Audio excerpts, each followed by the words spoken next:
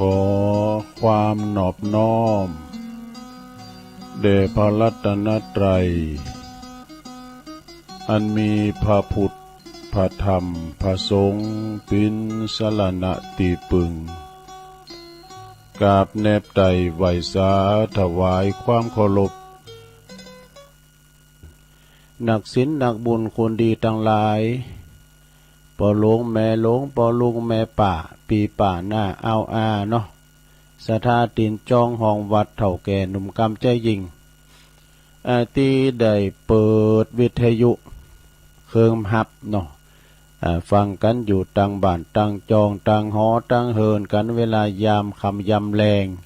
บ่าย3วันนี้เนาะก็มาฟังรายการสารธรรมยามบ่ายดำเนินรายการบริหารเวลาโดยตนโตแห่งอาตมาภาพเก่ากระผมตุลุงนันชัยวัฒน์นาคเสโนจัดรายการอยู่ที่บุญวัดพระธาตุดอยน้อยตำบลดอยหล่ออำเภอดอยหล่อจังหวัดเชียงใหม่มาพบมาปะกันในยามบ่าย3 โมงวันนี้เนาะตามปกติแล้วรายการวันพุธนี้ก็จะเป็นรายการของอาจารย์ท่านพระครูอภิวัฒนวิกรมเปิ้นจะดำเนินรายการนะสนทนาธรรมกันถึงท่านพระครูสุเมธธรรมเสวีผู้สนทนาธรรมด้วยกันแต่เนื่องจากว่าวันนี้อาจารย์พระครูอภิวัฒนวิกรมเปิ้นก็เปิดติดศาสนกิจเนาะโทรมาบอกให้ตัวลุงขอตัวลุงได้ตกได้แตนกำเน้ออีนะตัวลุงก็ตึงบ่ได้ไปไหนเฝ้าวัดเฝ้าว่าก็เลยมาจัดรายการเต้นอาจารย์พระครูอภิวัฒนวิกรมเนอสถาเนอจะหมุนเหมือนเปิ่นจัดในบ้าโมนอฟังแก่คัดกันไปเนาะเปิดให้ศรัทธาได้งอมได้เงากันเนาะมาปะกันวันนี้นะก็ตรงกับวันนี้เป็นวันที่8เดือนศรัทธาของเดือนกุมภาพันธ์พุทธศักราช2566เข้ามานี่เด้อวันนี้เป็นวันปุดเนาะก่อนที่เขาจะเอิ้นกันไปตั้งหน้าตั้งในตัวลุงก็จะได้เอิ้นไปตั้งสถานีวิทยุคืนบุญที่เปิ้นมีบุญต่อโสตประสาทหูเฮาได้ฟังกันถึงจ้องถึงบาทขอบคุณสถานีในเครือข่ายที่เปิดรับสัญญาณรายการธรรมะช่วงเวลา 15-17 นาฬิกาเนาะก็ขอบคุณสถานีวิทยุคืนธรรมะของชุมชนวัดห้วยตองซักตำบลขวงเปา FM 98.75 เมกะเฮิรตซ์เนอโซนไต่ซ้ายไต่ก็ฟังกันไปขอบคุณสถานีวิทยุคณะสงฆ์อำเภอฝางจังหวัดเชียงใหม่ FM 100.25 เมกะเฮิรตซ์เนอพี่น้องตังเมืองแม่อายชัยปราการเมืองฝางก็ฟังกันไปนะแก่งอมแก่เงากันไปขอบคุณสถานีวิทยุคลื่นพระพุทธศาสนาการศึกษาและวัฒนธรรมวัดไฟหินเนอ FM 104.50 เมกะเฮิรตซ์เนอองค์ขลงในเมืองก็ฟังกันไปขอบคุณสถานีวิทยุมนต์เสียงธรรมจากอำเภอแม่แจ่มวัดบุพาราม FM 106.25 เมกะเฮิรตซ์เนอพี่น้องแม่แจ่มก็ฟังกันหนักกันหลายแล้วขอบคุณสถานีวิทยุบ้านทุ่งเรดิโอ FM 89.50 เมกะเฮิรตซ์อำเภอสันป่าตองของปดมแม่เทียมวันพุทธวงศ์เนออันนี้เป็นคืนบุญเนอสถาเราได้ฟังกันถึงจ้องถึงบ้านเปิ้นได้ลิงก์สัญญาณให้สถาได้ฟังกันถึงจ้องถึงบ้านวันนี้ก็มาพบมาปะกันตูลุงก่อนน้อมนำมาวันพระธรรมเทศนาเนาะแบบธรรมบรรยายเนาะตั้งไว้แล้วแต่ว่านี่ก็ไปช่วยงานปล่อยหลงที่วัดแม่ขานหลังถ้ำอำเภอดอยหล่อเขานี่แหละนะเปิดกอดตานกับว่านี่เรียบร้อยแล้วนะไปปะใส่ปนไหลแม่บัวผินใจวงแก้วบ้านปากตั้งสามัคคีเปิ้นได้เอาโหวัดไปตานนะก็เลยมอบซองเป็นการเตตูลุงเน้อนะวันนี้ปอนไหลแม่บัวผินใจวงแก้วบ้านปากตั้งสามัคคีมนฤาษีเป็นเจ้าภาพขอบโคเน้อติดนำติดธรรม แล้วก็แถมศรัทธานั้นก็หมายมีแม่ยวงคำอินตปันแม่ยวงคำอินตปันก็บันปุ้นปักตั้งสามัคคีมรฤาษีเช่นเดียวกันเน้อจะได้เด็ดนำติดธรรมไปให้เปิ้นนะศรัทธาญาติโยมทั้งหลายก่อนที่จะเทศน์นี่ก็ต้องขอบคุณนะศรัทธาญาติโยมวันนี้ก็มีบุญกันแต่วันหนึ่งได้มาปบมาปะกับปอออกไม่ออกศรัทธาญาติโยมทั้งหลายที่จริงก็รายการตุลุงก็ปุ้นวันจันทร์วันการวันจันทร์วันการนี่อาจจะบันเนนะศรัทธาตุลุงจะติดงานที่วัดป่าตองคันธารามตุลุงก็ถือโอกาสว่าชดเชยเนาะ ชดเชยไปก่อนโอ้ช่วงนี้งานปล่อยโหลงก่อนหนักเนอะศรัทธางานปาเวณีงานปล่อยโหลงงานปล่อยหล่อนี่นะก็เอี้ยเนาะไปตามสภาวะช่วงนี้ก็ดีนักแลการเข้าเดือน6เดือน7ไปก็จะฮ้อนและจะมีพายุก้าอย่างนะชมเดินหาก็เดิน4เดินหาเนี่ยเหมาะนะหนาวหน่อยๆแล้วก็ลุ่มว่าลุ่มแห้งเนี่ยเต้นที่เปิ้นกลางที่อันปุ่นปล่อยโหลงวัดอันแม่ค้าลังทำปึ้งหมดนี่โอ้ลุ่มยังมาแห้งจันขี้โคก็มันก็นะกวาดแล้วกวาดแถมเนี่ยกวาดไปกวาดไปเดินลุ่มมาบึ่งเหมือนเก่ามันจะมาเขตูดเจ้าแล้วลุ่มหมดนี่ กวาดแล้วเหมือนกวาดนี่กั้นกวาดเนอะก็ขึ้นลกหูลกตาเปิ้นขี่รถขึ้นมาก็ตุ้มหมดเลยยังขี้คานนั่นเลยเปิ้นได้ว่าอีกอ่ะเนาะก็เลยจำเป็นต้องกวาดมากวาดไปเนาะต่างออกกำลังกายไปฉะนั้นญาติโยมทั้งหลายอากาศมันแปรปรวนบึดหนาวบึดร้อนเนี่ยสดาญาติโยมทั้งหลายดีนะบ้านเฮาเมืองเฮานะบ้านบุญเมืองบุญในอย่างตุลุงวานะเนาะโอ้3-4 วันที่ผ่านมาเนี่ยโยมเอ้ยต่างประเทศประเทศเนี่ยก็ตุรกีติดต่อกับประเทศซีเรียนะปรากฏการแผ่นดินไหวโยมปุถุป้าลูกหันในนะว่าแต่เขินหลังกับเลยก็ไงเปิ้นว่าแผ่นดินไหวในป่าโลงฟื้นขิงเนี่ยนะคุณถ่อมเก่าว่าน่ะเอาสัมมันตั้งอากาศตั้งปุ่นเป็นหนาวเด้อแล้วมาแผ่นดินไหวเมื่อคืนนะทุกท่านเป็นตึกเป็นลามเนี่ยลุ่มกันเป็นแถบคุณลุ่มหายใจจากเป็นร้อยเป็นปั้นสะดาเป็นนี่อินดูเปิ่นเด็ดเนาะแต่มันเกิดกับบ้านเฮาเมืองเฮาทุกประเทศเปิ่นก็ยืนมือไปจวยเนาะอินดูเนาะนาสัปปะประเทศเปิ่นก็อินดูกันนะมีจิตเมตตาจิตกรุณาที่เปิ่นได้ลุ่มหายใจจากบ้านเมืองลุ่มและในระนาดแถมได้ปีได้เดือนได้ที่มันจะเหมือนเก่าเหมือนเดิมเนี่ยนะสะดาฉะนั้นญาติโยมทั้งหลายอยู่บ้านเฮาเมืองเฮานี่เป็นเมืองบุญเนอะ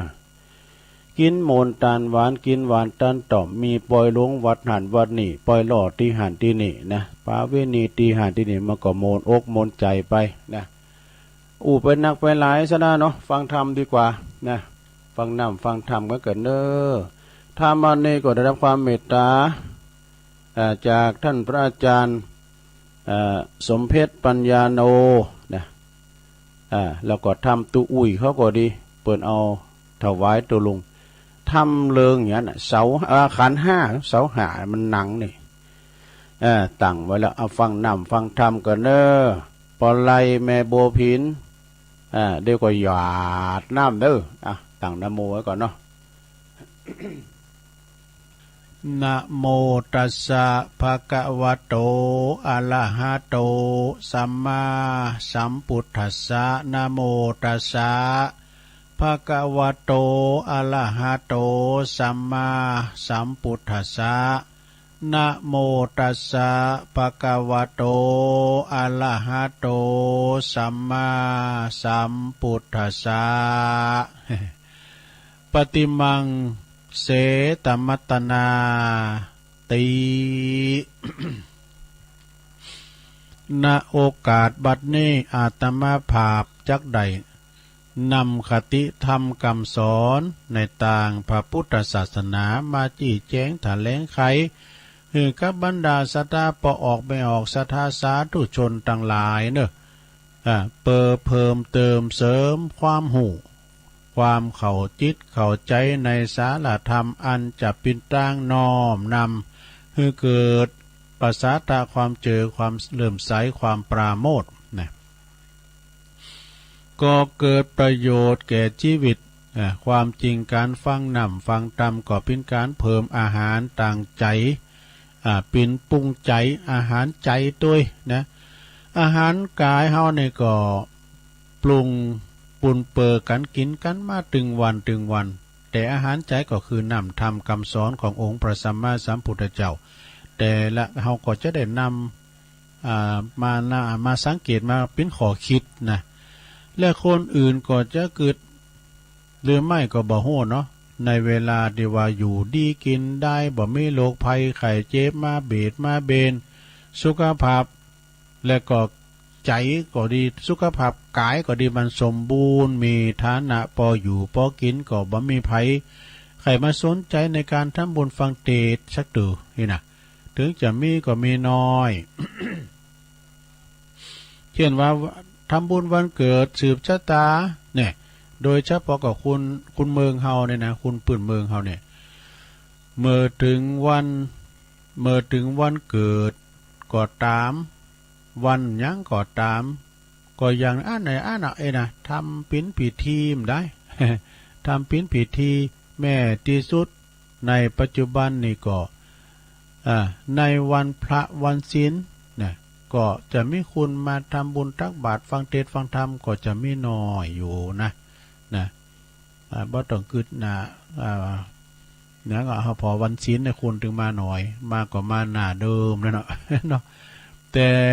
คนยุคในปัจจุบันนี่นิยมไปฟังเทศน์กันปุ่นนะไปฟังที่ไหนตุลุงไปฟังงานศพปุ่นนี่งานศพมาดูต่างเปิ้นใจเครื่องเสียงดูมันได้ยินทีนะฟังธรรมในงานศพตีว่าเปิ้นจำเตอก็เปิ้นเอานิมนต์ที่อื่นมาพองก้าอย่างนั้นเนาะก็ย้ำวันแรกเนี่ยก็เอาย้ำเจ้าอยู่มันมีไผหลายเด้อนิมนต์ตุลุงไปเทศทำอะไรลดโผลมาไล่โผล่ด้วยเกินเนี่ยมันก็หานั้นนี่มันก็หามอนี้สุลนามาเห็นในยังพุทธาเจทังสาตาโวก็บังคมสำเร็จก็เดี๋ยวก็ติวสังปีกแล้วมันง่ายนะทำอะไรโผล่เนี่ยเนาะไฟฟ้าดับก็ยังว่าได้ก็มันจำนี่นะเนาะแต่ว่าบางคืนสุดท้ายนิมนต์ที่อื่นมานี่นิมนต์ครูบาอาจารย์ที่เปิ้นตุนติดดังๆนั่นมานะเนาะแล้วตุลุงเขาไว้ไหนก็เอาไปสูดเนี่ยงานศพก็ปิ้นจำนวนหนักเนาะบ้านใดถ้าเดิมมี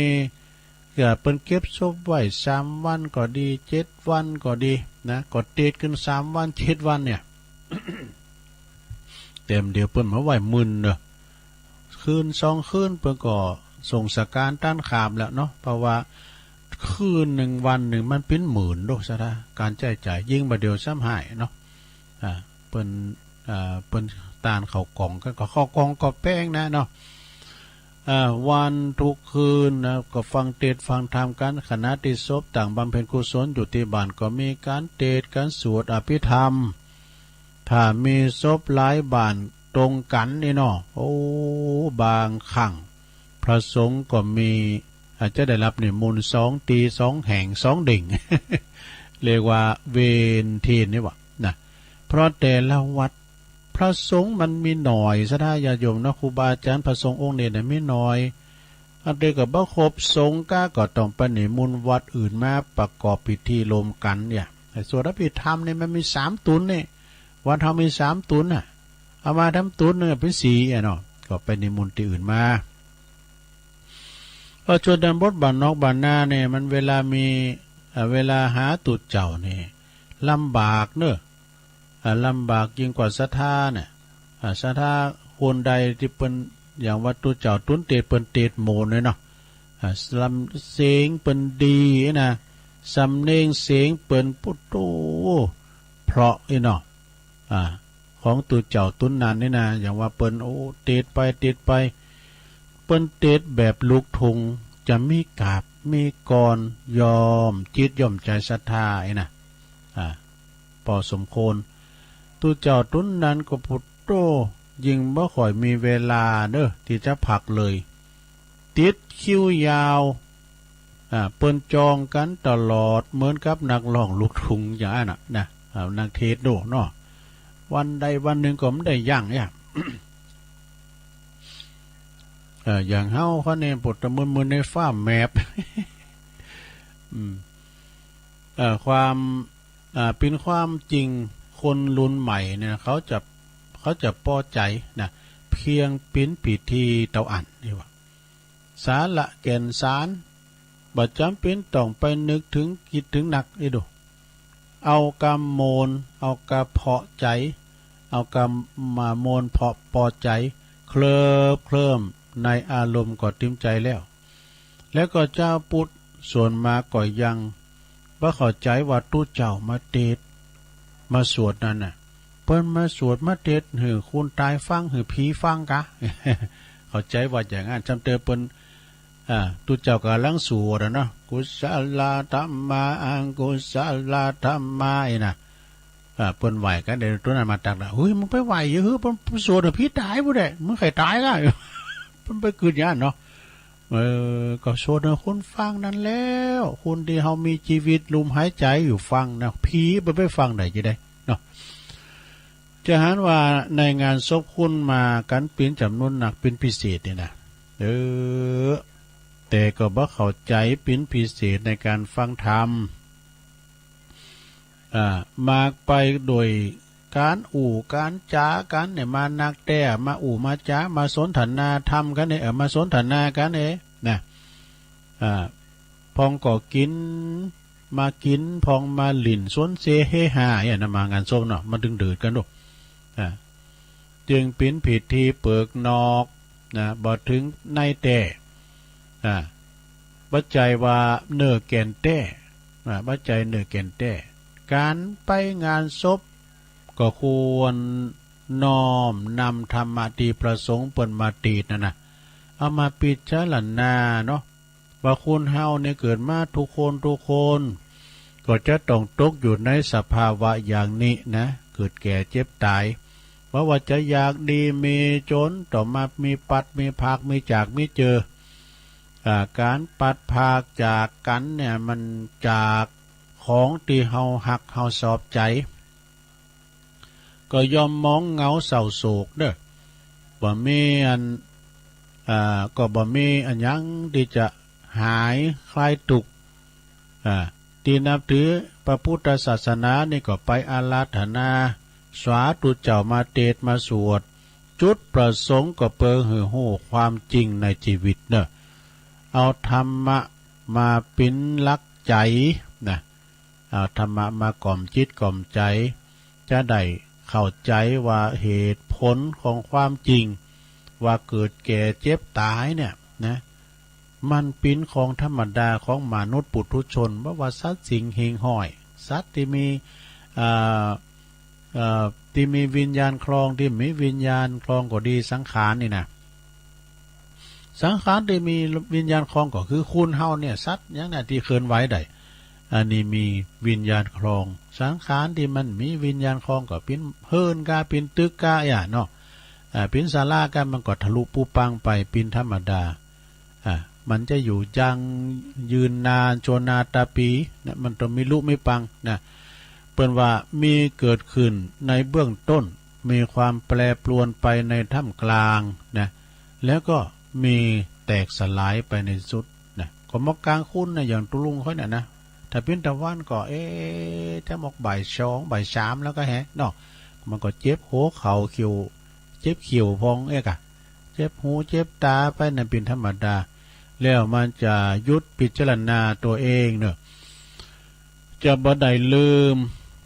โตโมเมาประมาทขาดสติรีบสร้างคุณงามความดีบำเพ็ญบุญกุศลเมื่อว่าโตตนเฮายังมีชีวิตจิตใจอยู่ก็จะบ่ได้ตายจากคุณงามความดีนะศรัทธาญาติโยมทั้งหลาย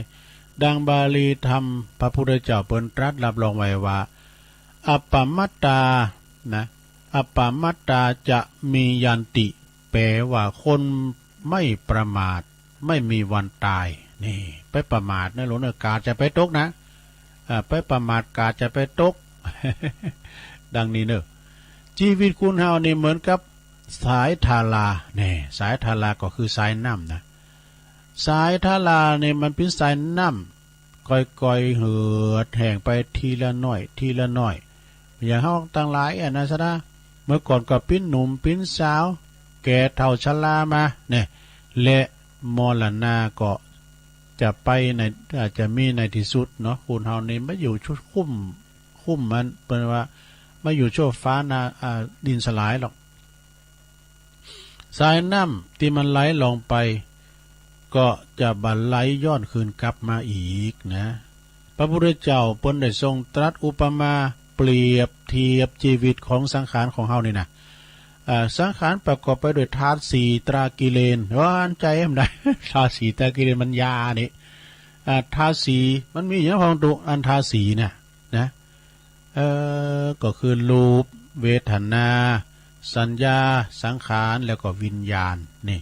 รูปมันแปลว่าอย่างรูปก็เปรียบเหมือนฟองน้ำนี่เหมือนฟองน้ำนะเขาหันนะฟองน้ำที่มันแตกบ๊อบแป๊บแป๊บออกมาบอกเราตั้งน้ำก็ตั้งหน้าน่ะกันน้ำมันไหลรู้นะมันเป็นฟองดอก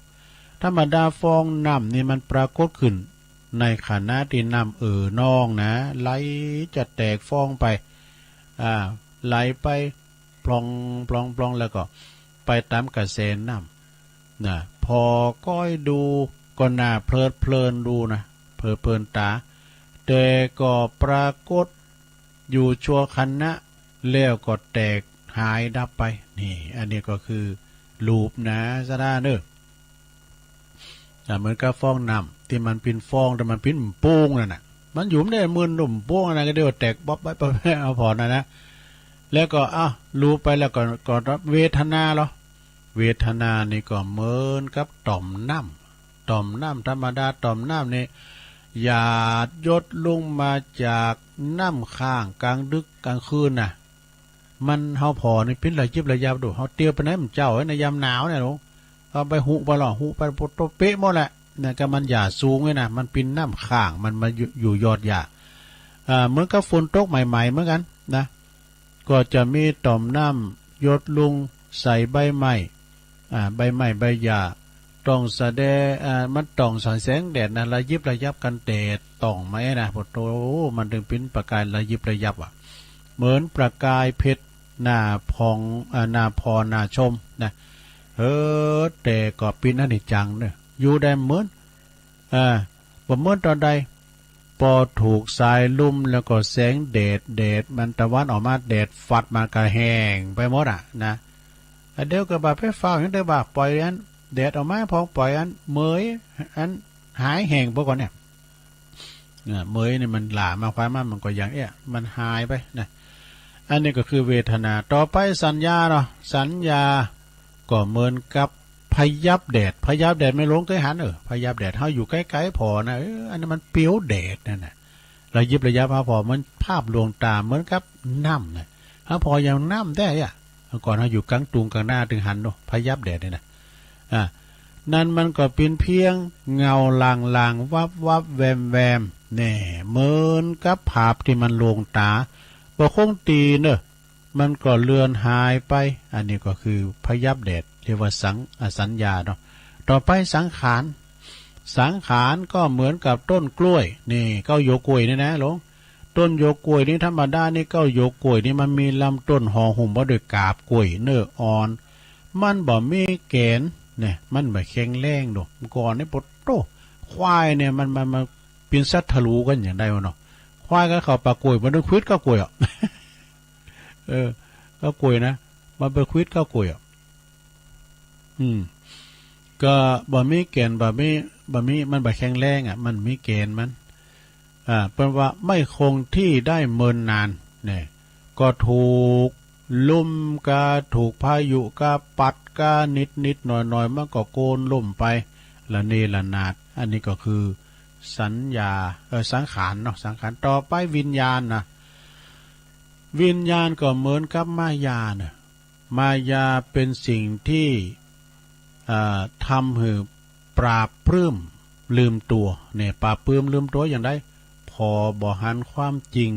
ความเปลี่ยนแปลงในชีวิตไป เป็นเพ่งมายาหลอกโลกวะนะผ่านมาต่างอายตนะปลายนอกไปในเช่นตาหูจมูกลิ้นกายและก็ใจทำให้เกิดความยินดียินหายเบื่อหน่ายหรือว่าเฉยๆสลับกับเปลี่ยนอยู่ตลอดเวลาลงเอ้ยเนาะบ่คงตีเช่นรูปนะรูปประกอบไปด้วยโครงสร้างโครงลางกระดูกนะเนาะตุลงไปแอวที่วัดพุทธามหาชัยก็หาเนาะที่เมธาที่ปุ่นที่หิมบ้านของปนันค่ำปุ่นนะปนันค่ำที่เพิ่นอยู่ดอนชัยท่าดอนชัยอันไปพอขึ้นไปบนเปิ้นมีโครงกระดูกนะโครงกระดูกคุ้นเฮาเนี่ยโอ้เปิ้นเขียนที่หาว่าเมื่อก่อนเราก็อย่างท่านนั่นแหละเนี่ยมีรูปร่างมีนะเดี๋ยวนี้เรากลายเป็นก็คือโครงกระดูกนะเปิ้นเอามาห้อยโครงกระดูกได้เนี่ยก็รูปประกอบด้วยนะโครงร่างกระดูกนะโครงร่างกระดูกแล้วก็มันจะมีเนื้อหนังมีอินมีลัดลึงลัดลังตึงไว้นะมันจะมีเนื้อหนังอย่างห่อหุ้มไว้นะปรากฏหือหันเดี๋ยวปรากฏหือหันปิ้นรูปใหญ่พองน้อยพองสูงพองเต็มพองดำพองขาวพองสวยงามพองบ่สวยงามขี้ริ้วขี้เลพองน่ะทุกคนก็ตกอยู่ในความบ่คงทนถาวรนะสถานะอย่างความสวยความงามยายามหนุ่มแน่ในกระปุกตัวหล่อเล้าเอาการเด้อนะเสียงก็ดีกันเท่าแกเลมอนมันปุดโทมันก็ลุกก็อวยนางก็อวยกะมันก็พากเอาเฮาไปตัวหน่อยนะโหห่อกล่อมก่อนนี่ดำลิ้วดูเดี๋ยวนี้ขาวไปล้านไปเนาะเป็นเพียงอยู่โชว์ข้างโชว์ข่าวมันก็สุดโทมนะสุดโทมลงโรยแตกสลายไปเนี่ยนะและเวทนาก็คือการเสวยอารมณ์ตี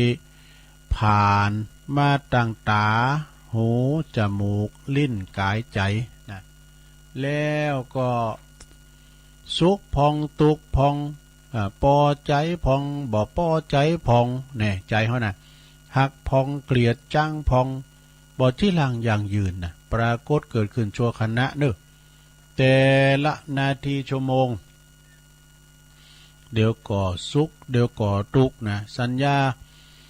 ญาความจำได้หมายหู้เนี่ยอันสัญญาเนี่ยนะความจำได้หมายรู้นะว่ายามหนุ่มยามแน่นยามหนุ่มแน่นได้การศึกษาเห็นหูเราเรียนนี่ก็ต้องจำต้องบนอย่างนี้ปวดตัวใดโวยนะอันละอ่อนนี่มันยังมากิ่งเนาะเอาพอนะการมาต้องสวดมนต์นะปวดตัวมันได้สวดมนต์นี่มันละอ่อนมันจำดิเนาะตุลุงในลืม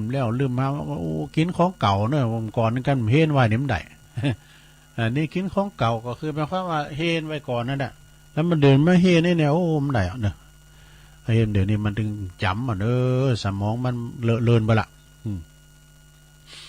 แต่พอยางเข่าวัยชราสุวัยชราสมองมันก็เสื่อมสติมันก็เลอะเลือนความจำก็เลอะเลือนลอยไปนะมันบ่แน่บ่นอนสังขารเนาะต่อไปสังขารมีปัจจัยปรุงแต่งขึ้นมีดินน้ำไฟลมพยุงรักษาไว้ที่ว่าธาตุสีดินธาตุสีนี่ก่อนดินจำโพกถาดที่แข็งเช่นกระดูกในเป็นถาดดินนะอินก้าเนื้อหนังก้านะแล้วก็น้ำนี่ก็จำโพกดีว่าขับถ่ายของโสโครกเหงื่อไข้นี่นะแล้วก็ธาตุลมเนาะธาตุลมก็สำหรับลมหายใจเข้าออกนี่กะนะธาตุลมนี่นะแล้วก็ธาตุไฟเนาะธาตุไฟสำหรับเผาอาหารบดย่อยอาหารนะตีกลืนลงไปในกลืนลงไปแล้วก็ยังช่วยให้ร่างกายอบอุ่นด้วยนี่อันนี้ธาตุไฟนะอยู่ได้สบายแต่ก็ปอดธาตุสีธาตุใดธาตุหนึ่งนี่นะมันเสริมคุณภาพไปมันแตกดับไปหรือว่ามันแตกดับไปถึงหมดเนาะดินน้ำไฟลมมันแตกดับไปหมด สังขารทั้งหลายก็ทรงอยู่บ่ได้เฮาก็อยู่บ่ได้เนอะการทานลุ่มมีลุ่มหายใจเฮามีเอายื้อได้ เนาะยอมแตกสลายดับไปวิญญาณไปวิญญาณวิญญาณก็คือความหู้สึกนะนึกคิดหู้ดีหู้ชั่วหู้บาปหู้บุญหู้ว่าฮ้อนหู้ว่าหนาวเนี่ยสัญญาเนี่ยนะวิญญาณเนี่ยนะวิญญาณเนี่ยหู้ว่าฮ้อนว่าหนาวหู้ว่าอุ่นหู้ว่าเย็นหู้ว่าเจ็บหู้ว่าปวดสารพัดที่จะหับหู้ได้นะทั้งของจริงแล้วก็ถึงของหลอกลวงตัวนี่เกิดอย่างนั้นเธอก็ใครอยากปิ้นอันนั้นไปเอามาไม่อยากจะปิ้นอันนั้นทำแล้วเนี่ยไม่อยากปิ้นอันนั้นอันนี้ไปเด็กกันเนอเกิดอย่างใดอยากใดอันนั้นแล้วเกิดไปเกิดมาเปลี่ยนใจอยากใดอันนี้ถ้าเหมาะอย่างนะมันปิ้นมายาชีวิตที่บ้านแน่นอนคงตีได้เหมือนกับคุณตอแหลปิ่นป่อนไอ้ดอกนะกรรมเดียวก็หักกรรมเดียวผ่านไปสักกรรมเดียว2 นาที3 นาทีกรรมว่าบอกหักก็บ่หักถ้าเหมาะอย่าง ในโลกแห่งมายาเนอะมันก็มีไข่โหพองร้องไห้พองบีบน้ำตาเอาเองพองก็มีแกงไข่โหไข่โหเลาะออกเอาเองก็มีเพราะหลงมายานะเพราะหลงมายาทำหน่อยเดี๋ยวนะหลงได้จบละ หลงมายาลงตาหลอใจจึงขาดสติปัญญาใครครวญพิจารณาโดยท่องแท้ขาดการใคร่ครวญพิจารณาโดยท่องแท้จึงประมาทในชีวิตเนี่ยในวัยนาทีในการงานวันเวลานาทีชั่วโมงเนี่ยมันผ่านไปโดยเปล่าประโยชน์นะลืมแสวงหาตีปึงตีปึงก็คือบุญกุศลของเฮาเนี่ยศรัทธานะวันหนึ่งคืนหนึ่งแต่ก็วันคืนมันหมุนเวียนเปลี่ยนไปคืนคล้ายย้ายตีอยู่ทุกเวลานาทีนะบ่มีถอยกลับเนอะพร้อมกับนำปาชีวิตของคุณแล้วก็สัตว์เนี่ยแก่ชราแล้วก็มรณะไปเป็นที่สุดนะกาปวกาโลคัสติภูตานิสัพพพาเนวะนะสหสัตนานี่เป็นแปลความว่าการเวลายอมเกินสรรพสัตว์พร้อมกับตัวของมันเองนะพร้อมกับตัวของมันเองในกาละเวลาเปรียบเสมือนผู้ลอบสังหารเนี่ยผู้ลอบสังหารก็คือเป็นธรรมดาเป็นธรรมชาติผู้สร้างแล้วก็ผู้ทำลายนะเวลาเนี่ยนะเป็นผู้สร้างและผู้ทำลายมันเกินสรรพสัตว์หมดแม้แต่ตัวมันเองนะก็ทำให้เท่าแก่ชราไปมีความยุติธรรมทุกทนหนาเนอะนะเวลาเนี่ยนะอันปีก็ได้ปีเหมือนกันหมด2 ปีก็ได้2 ปีเหมือนกันหมดเนี่ยตั้งแต่ยากจนถึงเศรษฐีบ่มีการลำเองเนอะเกิดแก่เจ็บตายก็เหมือนกันนะกาละเวลานี่ก็มีการสำหรับคนที่มีสติปัญญาเนี่ยการละเวลาเนี่ยนะมีความเกิดแตกดับหู้ความเกิดแตกดับหู้ความเปลี่ยนแปลง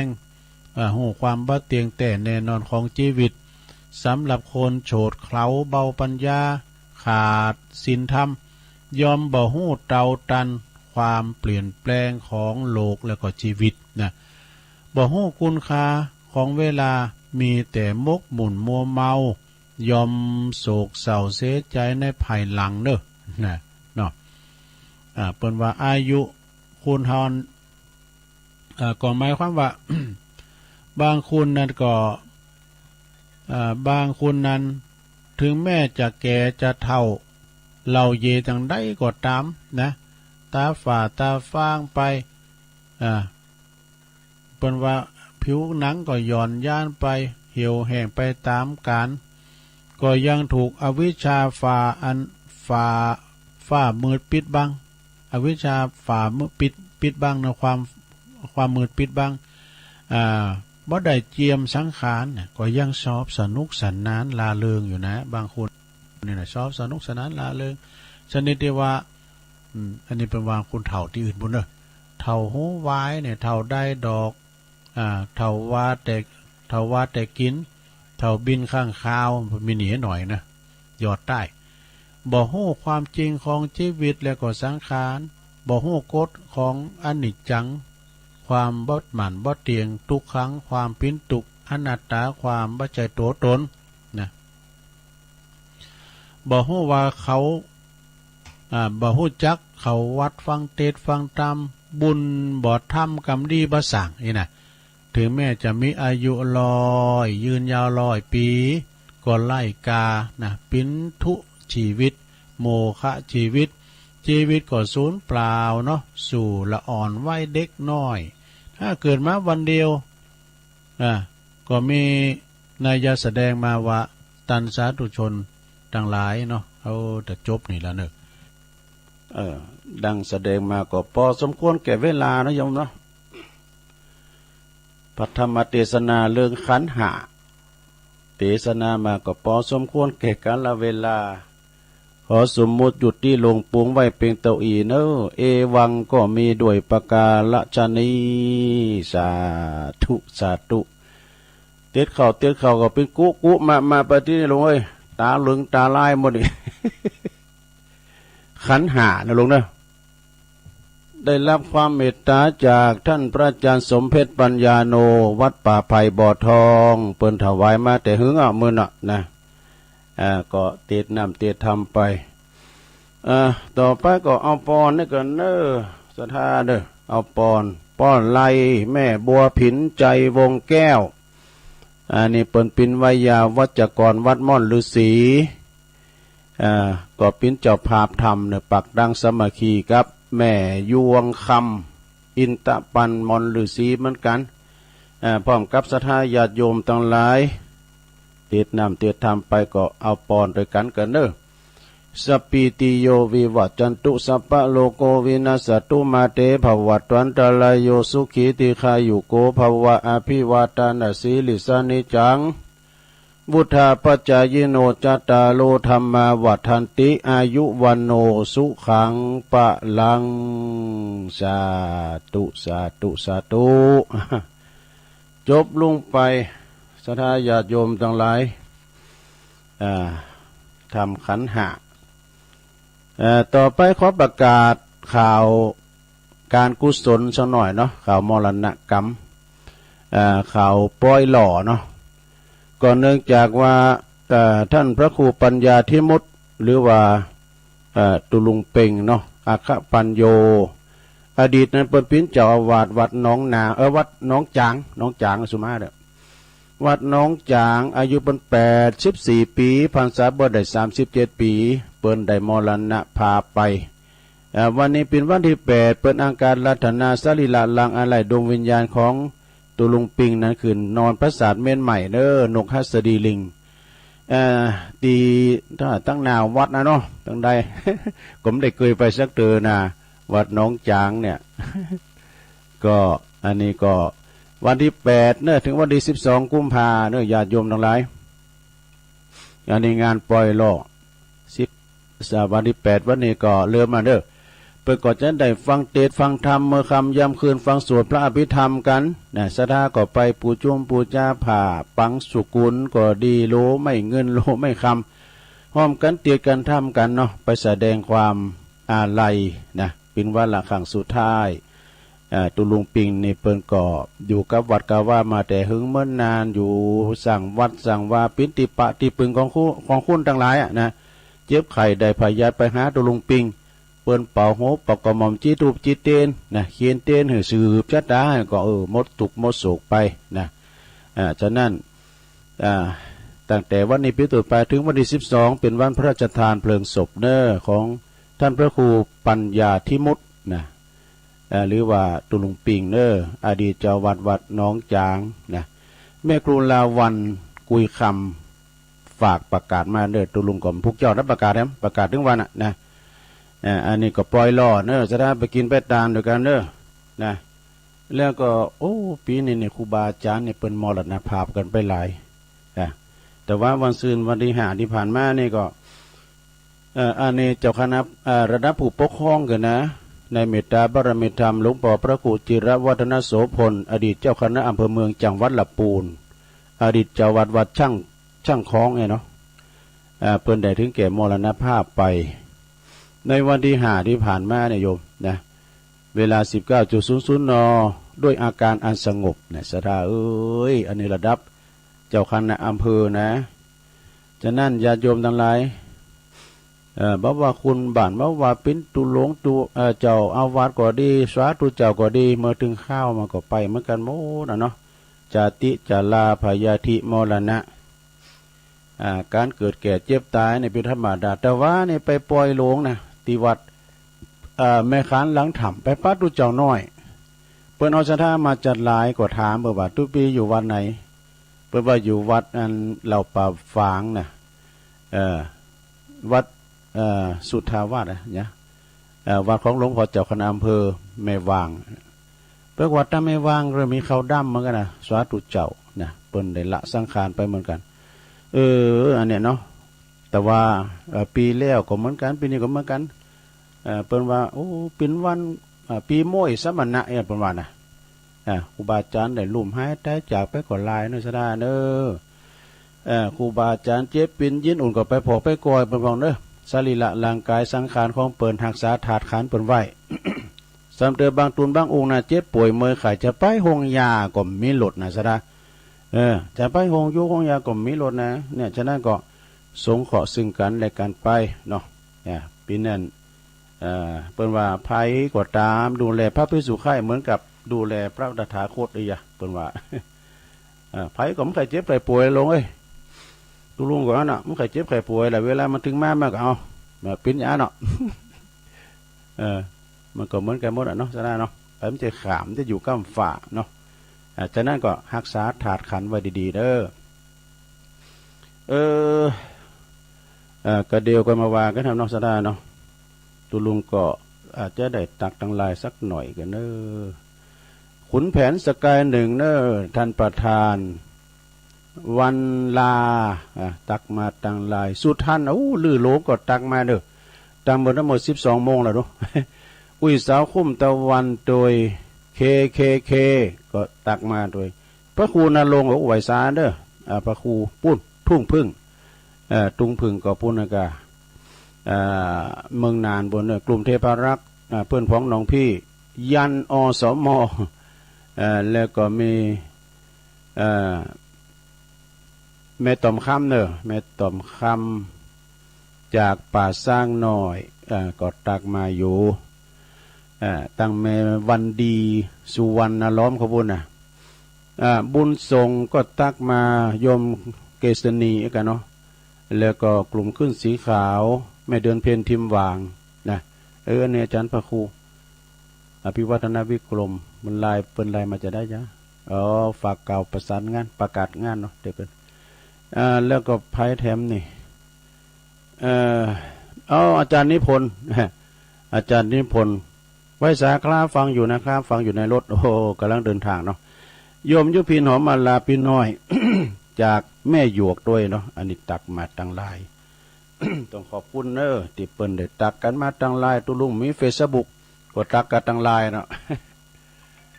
ต่อไปจะเปลี่ยนบรรยากาศสัก3-4 นาทีเดี๋ยวจะพักแล้วก็ตอน2ก็จะได้อาจจะได้เอาข้อคิดยังมามาจ้าสักน้อยนิทานพองเอกนะเปลี่ยนบรรยากาศวางสายศรัทธาจะโทรมาตักตายหรือว่าแจ้งผลการหับฟังก็โทรมาที่เบอร์0899556506นะโทรกันเข้ามาวันพุธเจ้าก็มาอยู่เนอพัดศุกร์เสาร์วันนี้ก็มาตกมาแทนอาจารย์ประครูเปิ้นได้ไปปฏิบัติศาสนกิจแล้วก็เลยนิมนต์ทุลุงแตนไปก่อนนะวันพุธเจ้านี่ก็จะเป็นรายการของทุลุงโดยแต่เนาะมีก็โทรเข้ามา0899556506อันนี้ไผ เจริญปอน นมัสการเจ้านะไม่รู้ยายพรนะร้องบัวแดงเสียงลงวะว่าใจเสียงหนักไปหน่อย เสียงหลงว่าได้ว่าไปปล่อยหลงยินดีเนอะยายพรบุญรักษาเทวดาคุ้มครองตุลุงก็พักผ่อนมันก็นำเจ้าก็รับเจ้าก็พาดกรรม เจริญปอนเจ้าเฝ้ากรรมจับไว้สาตุลุงแม่ยังแม่สิกุลตันตุละโอ้แต่กันเนาะแม่สิกุลตันตุละเนี่ยเจ้าเมียลำปางเจ้าลำปางเนาะน้องหลองบ้านน้องหลองเนาะ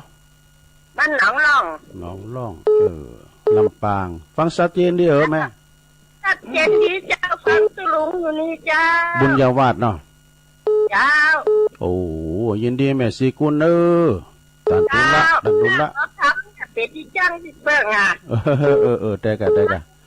ครูบาอาจารย์ตุลุงต้อยเนาะกูตุ้นกูองค์น่ะเนาะเจ้ากุศลกูองค์เจ้าเจ้าสาธุสาธุเจ้ายายพรว่าตุลุงเสียงหลวงวะเนี่ยเสียงสาธุเจริญปอนภาษาเจ้าแม่ยังแม่สมบูรณ์บ้านไหลศิลาทองอำเภอเมืองจังหวัดลำปางเจ้าโอ้แม่สมบูรณ์เนาะเจ้าบ้านไหลศิลาทองเจ้าเวลาเขาหาตุลุงมาคืนก๋วยเตี๋ยวมันมาตันเปิ่นเจ้าบ้านไหลศิลาทองตำบลพิชัยอำเภอเมืองจังหวัดลำปางพิชัยเนาะชัดเจนเลยเนาะแม่เนาะ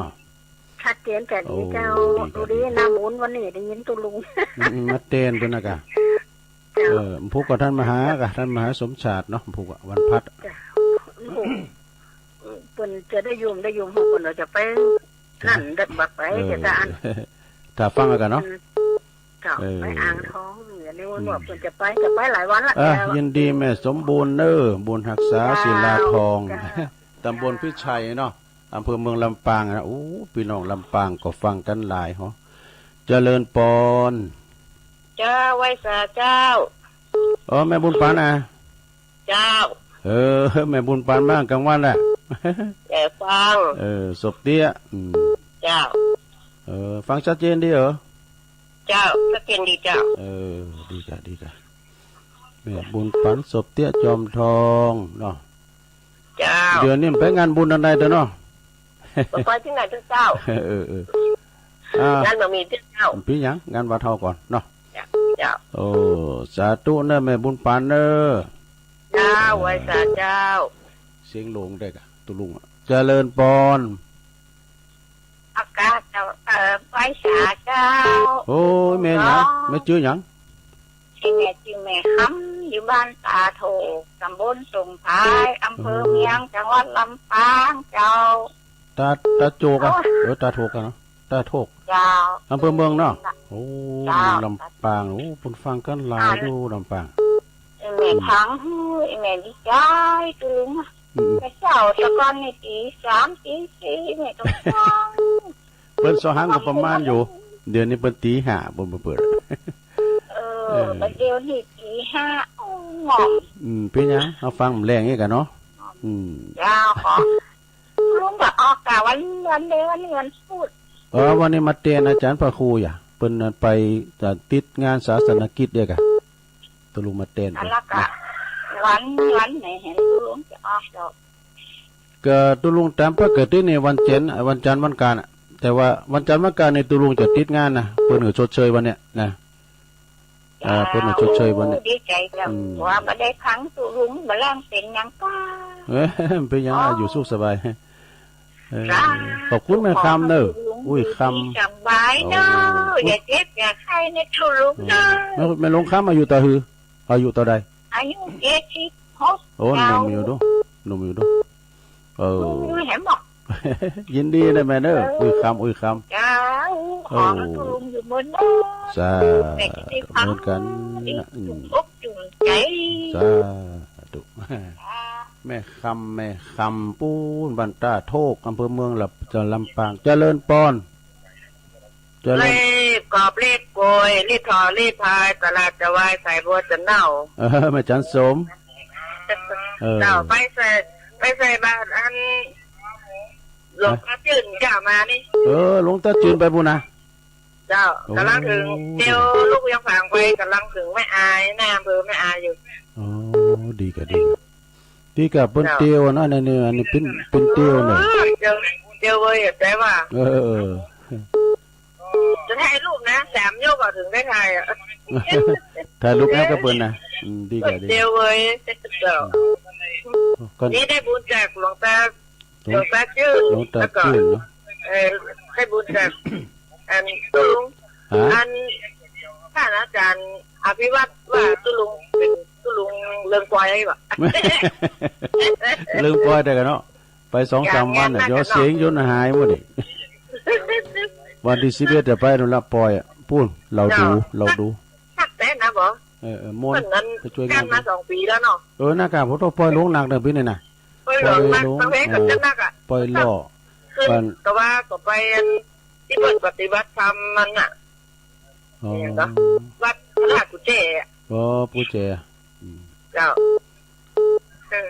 ดีแล้วก็ไปปฏิบัติไปเนาะขอบคุณแม่จันสมหลายๆเนอะเดี๋ยววันที่เจ้า5 ถึง 8นี้ก็ไปปฏิบัติธรรม3 คืน 4 วันวัดแม่อายหลวงนะแม่ค่ะประจำปีวัดหลวงพ่อใหญ่เนาะหลวงพ่อเจ้าคณะอำเภอเพราะว่า2 ปีแล้วเพิ่นหยุดมาปีนี้เอากเจ้ายินดีแม่เด้อเจ้ารีบกอบนะเจ้านมัสการเจ้ารีบกอบรีบโกยเนาะสายบัวจะเน่าเจริญปอนแม่สาเจ้าแม่อยู่ตั้งใดแม่มาดีวันที่ข้องานอยู่บ้านคายอำเภอแม่อายพี่ข้องานเนาะบ้านลุงมึงน้ำเมืองน้อยมันจะมึงน้อยนะยอดถาธงฟังเจ้าแล้วนะแม่เนาะชัดเจนเดียวเจ้าแล้วเจ้าเปิดเจ้าแม่อายหลวงตาชื่นก็เขาไปไหว้กันเจ้าเขาไปได้ไปเนาะไปปิ้นยังแหละให้หน่อยก่อนเปิดตุลุงทาเตี้ยวก่อนก็ไปไหวเด้อเปิดตุลุงทาเดี๋ยวเตี้ยวชาวบ้านหรอกยินดีแม่มาริวันเด้อเจ้าไหว้สาเจ้าเนี่ยตุลุงทาเนี่ยตุลุงทานี่ไปแล้วฮะปูเจพักตามกระลำก่อนนั้นก็หุ่นจักเป็นจะดีนะเจ้าวันนะเดี๋ยวเป็นพิพครูแล้วกันเนาะเอาให้ตีก่อนเนาะสดาเนาะเดี๋ยวเราก็มาต่อบุญมาหยุ่นเสียได้อินดูกันบัดแย่มั่มได้นี่เอาไปยังก็เดี๋ยวก็มาวางแค่ทำกรรมเนาะเดี๋ยวจะสอนนิทานมันเล่ากันนะลงเนอตุลุงยอบย่างก่อนเจริญปอนเนอ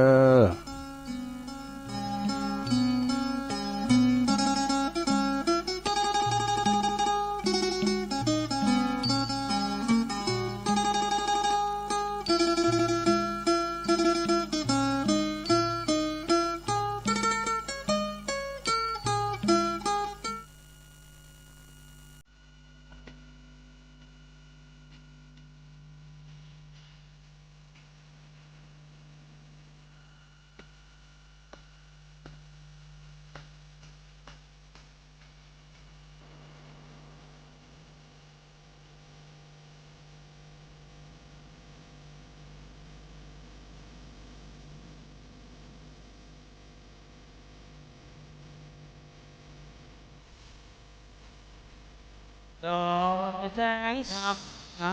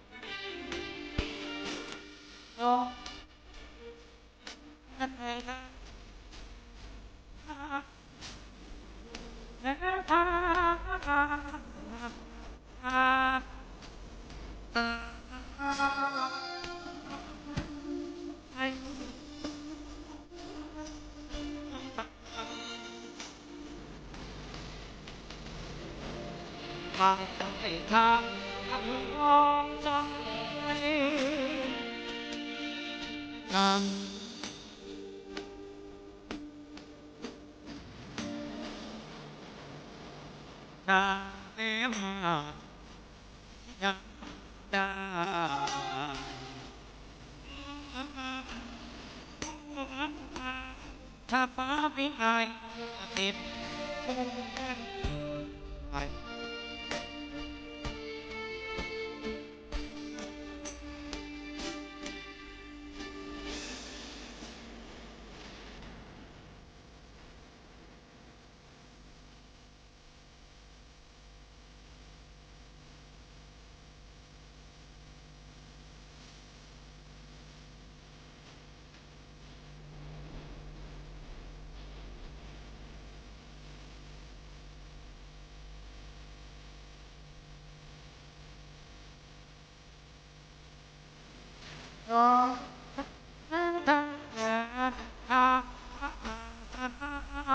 ปฏิบัติ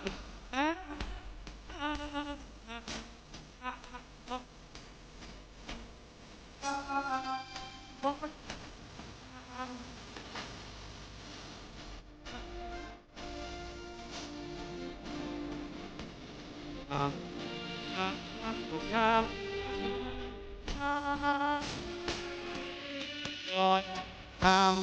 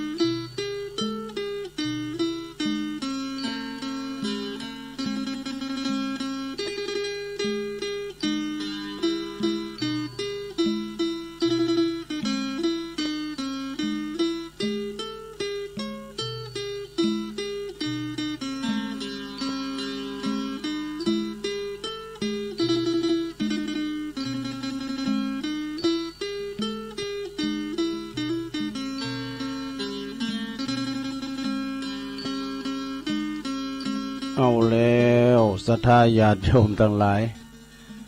มาปักกันแถมช่วงหนึ่งเนาะเจริญปอนเนอร์ช่วงสุดท้ายช่วงที่สองขอบคุณศรัทธาญาติโยมที่ได้สดับรับฟังกันปิ้นตุนมาหือกำลังจิตกำลังใจนะครูบาอาจารย์ได้มาออกรายการก็เปิดว่าหือหายงอมหายงานกันนี่กันเนาะ เปิ้นว่าหือก็เข้าป่าอาหารเล่งกายนำทำคำสอนก็เล่งจิตเล่งใจกันไปศรัทธาพระเจ้าว่าตุลุงเขาเนี่ยมาสั่งมาสอนนะมามาจ้างศรัทธาได้ฟังกันเนี่ยนะศรัทธาประกาศข่าวสารงานบุญพองนะ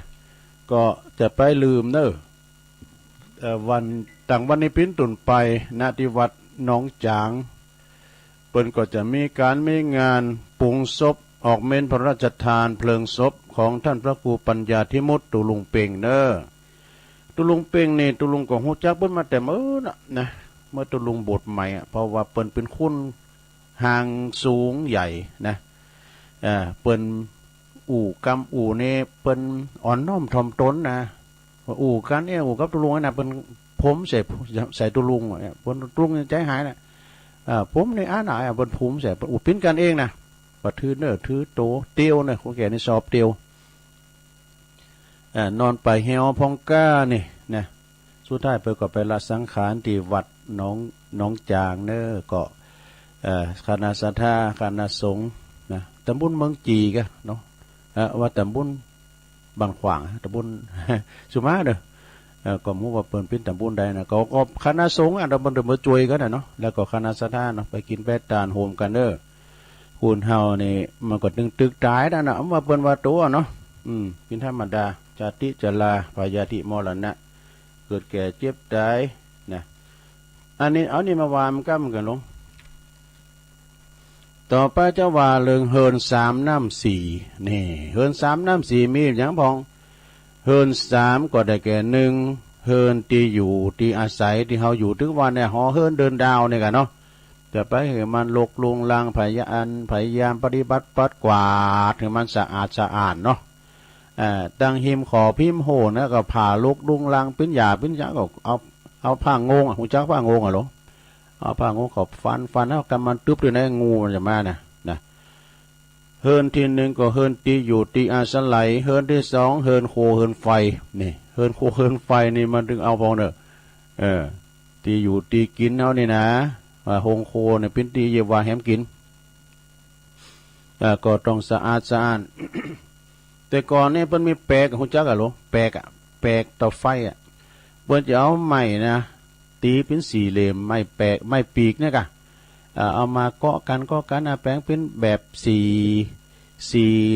เหลี่ยมนะแล้วเพิ่นก็จะเอาขีดดินขอใส่ก้าทรายขอใส่ก้าไอ้กะแล้วก็เพิ่นจะเอาก้อนเสานี่คือบดนี้กี่ก้าไอ้กะนะเอามาไว้3ก้อนเสาแล้วก็ซุ่มไฟหันแล้วก็นึ่งข้าวนี้เอาหม้อข้าวตังกับแกงก้ามยังอันนี้เป็นเตาไฟเขาหรอนะเตาฟืนเตาไฟที่อยู่ที่อาศัยแล้วก็เตาไฟเฮินไฟก็ที่ทำมาหากินของเขาเฮินสามแล้วก็ที่3เรือนล่างเนี่ยร่างกายของเขาเนี่ยสระญาโยมอะไรเฮินล่างก็คือเรือนล่างร่างกายของเขานั่นแหละก็คือมีความสะอาดเนาะ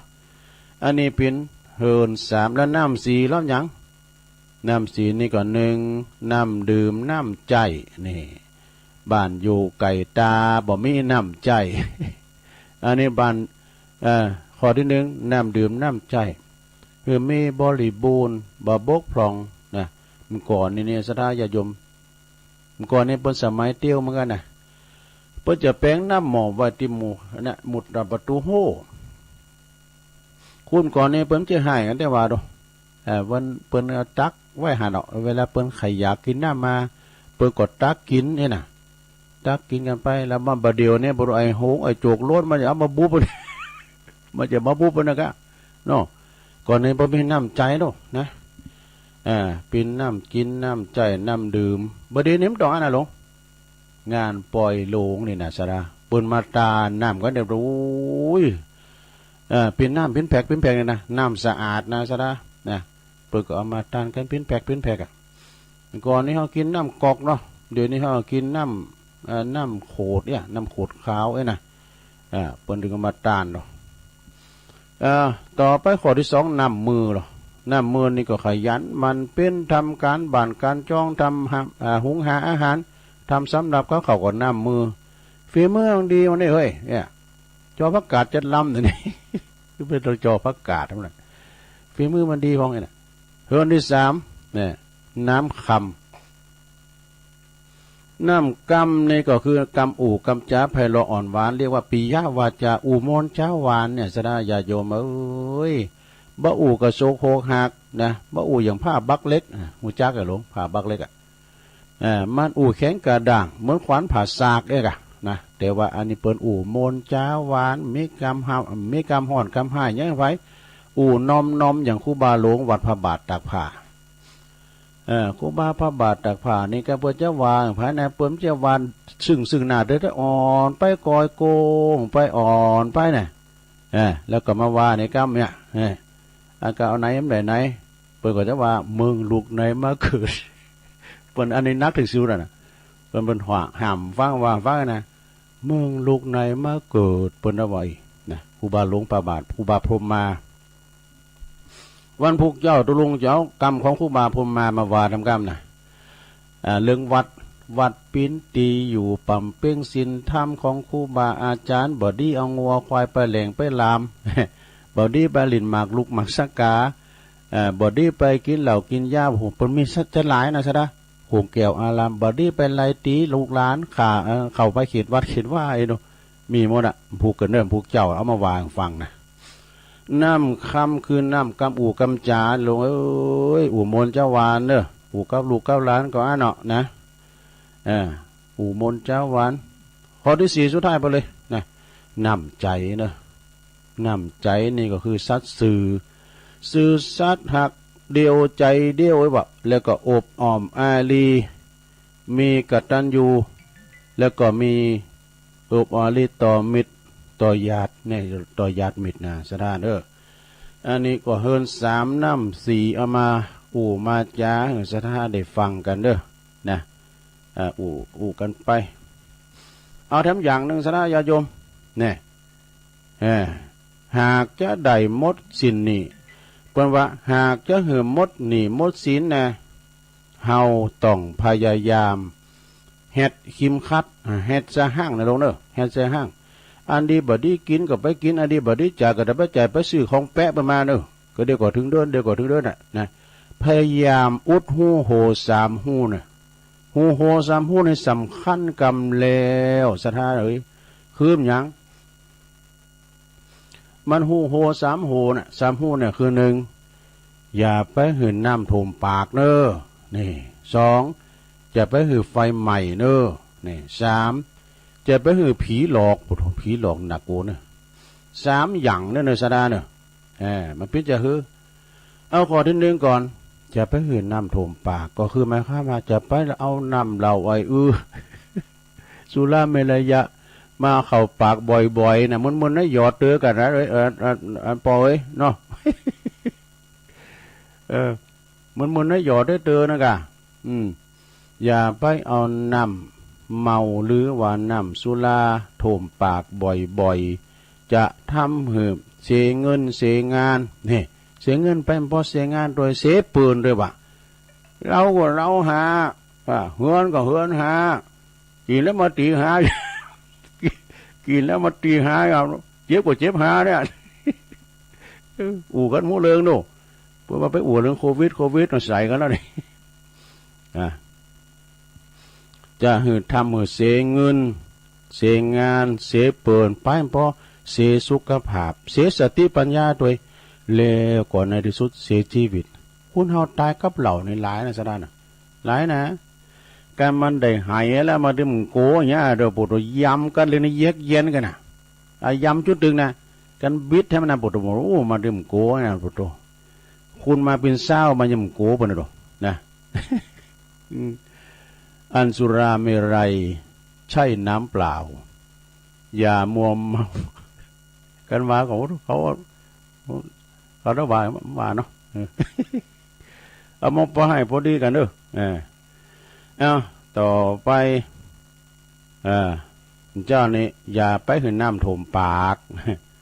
ต่อข้อไปที่สองอย่าไปหืนไฟใหม่นี่ก็คืออย่างระวังฟืนไฟบุหรี่ไม่สูบได้เป็นการดีจุดธูปจุดเทียนบูชาพระบูชาเจ้าหุงข้าวต้มแกงเป็นว่าระวังอย่าให้บุหรี่กัญชายาเสพติดเฮโรอีนเผาผลาญนี่จะทำให้เสียเงินเสียงานเสียสุขภาพเสียอนาคตในที่สุดก็เสียชีวิตนี่ระวังนะจะได้นะการพายลุงเขาวนเวียนแล้วนี่มันเลิกยากนะจะได้ขนาดตัวลุงติดมุลีเนี่ยเลิกจัดยากเนี่ยเจ็ดเตือได้ไหมอ่ะ ไม่ย่างยังมาเป็นตู่เนี่ยหลวงเอ้ยก่อนนะโมลีเนี่ยมันก่อนเดี๋ยวบรูมีกล่องก็พอละก่อนว่าโมลีขาวพอโมลีกล่องเนาะโมลีกล่องนะทุกใส่ขี้โยนะกะเสื้อผ้านี่มันดีจั่วก่อนอุ้ยทำไมมันก่อนต่อไปข้อที่สามเลยเนาะการบรรทุกแก้แพ้กับสมาเนี่ยอย่าให้ผีหลอกนี่คือผีการพนันนี่เข้าสิงหลอกหลงไหลในการพนันท ำหือเสสับเสสินเสจือเสียงตัวนี่อันนี้ขยายความได้พอละจบ เอาเฮตาอีก่อนอันนี้นะขอบคุณนานาคติธรรมคำสอนคติเตือนใจนะของอาจารย์นิพนธ์วัดพระธาตุดอยสะเก็ดนะขอบคุณเด้อก็ยังเอามาแก่คัดไปศรัทธาญาติโยมทั้งหลายนะนำมาแก่คัดแก่นั้นไปเอามาอุมาจาเราสู่กันฟังลงเด้อไปถือเป็นจริงเป็นจังนะเดี๋ยวกันอันนี้ก็มีเพิ่มเติมแล้วเราสู่จู้กันฟังแฮม11ข้อลงให้แถวไว้กะเวลาก็ศรัทธาญาติโยมวันนี้ก็เป็นวันที่อันนี้แล้วกันเนาะวันที่8แล้วก็เป็นวันปุดด้วยนะวันปุดนี่ก็เป็นวันปุดนะคุณลุงว่ากันเลยตู้อูมันก็ไม่ได้นะก็วันปุดก็คือวันปุดนะก็เอานี่ไว้ก่อนก็คือว่ามาเข้ากับล้างซอลายอยู่นะก็เลยว่าขาเวลาเนาะต่อไปอันนี้มาวาม21อย่างเนาะโอ้21อย่างนี่ก็นิดเหมือนกันเด้อศรัทธาเด้อ21อย่างนี่มีหยังพองนะปนสูงมานี่นะศรัทธาญาติโยมทั้งหลายพุทธิดำคนเดิมก็ฮะ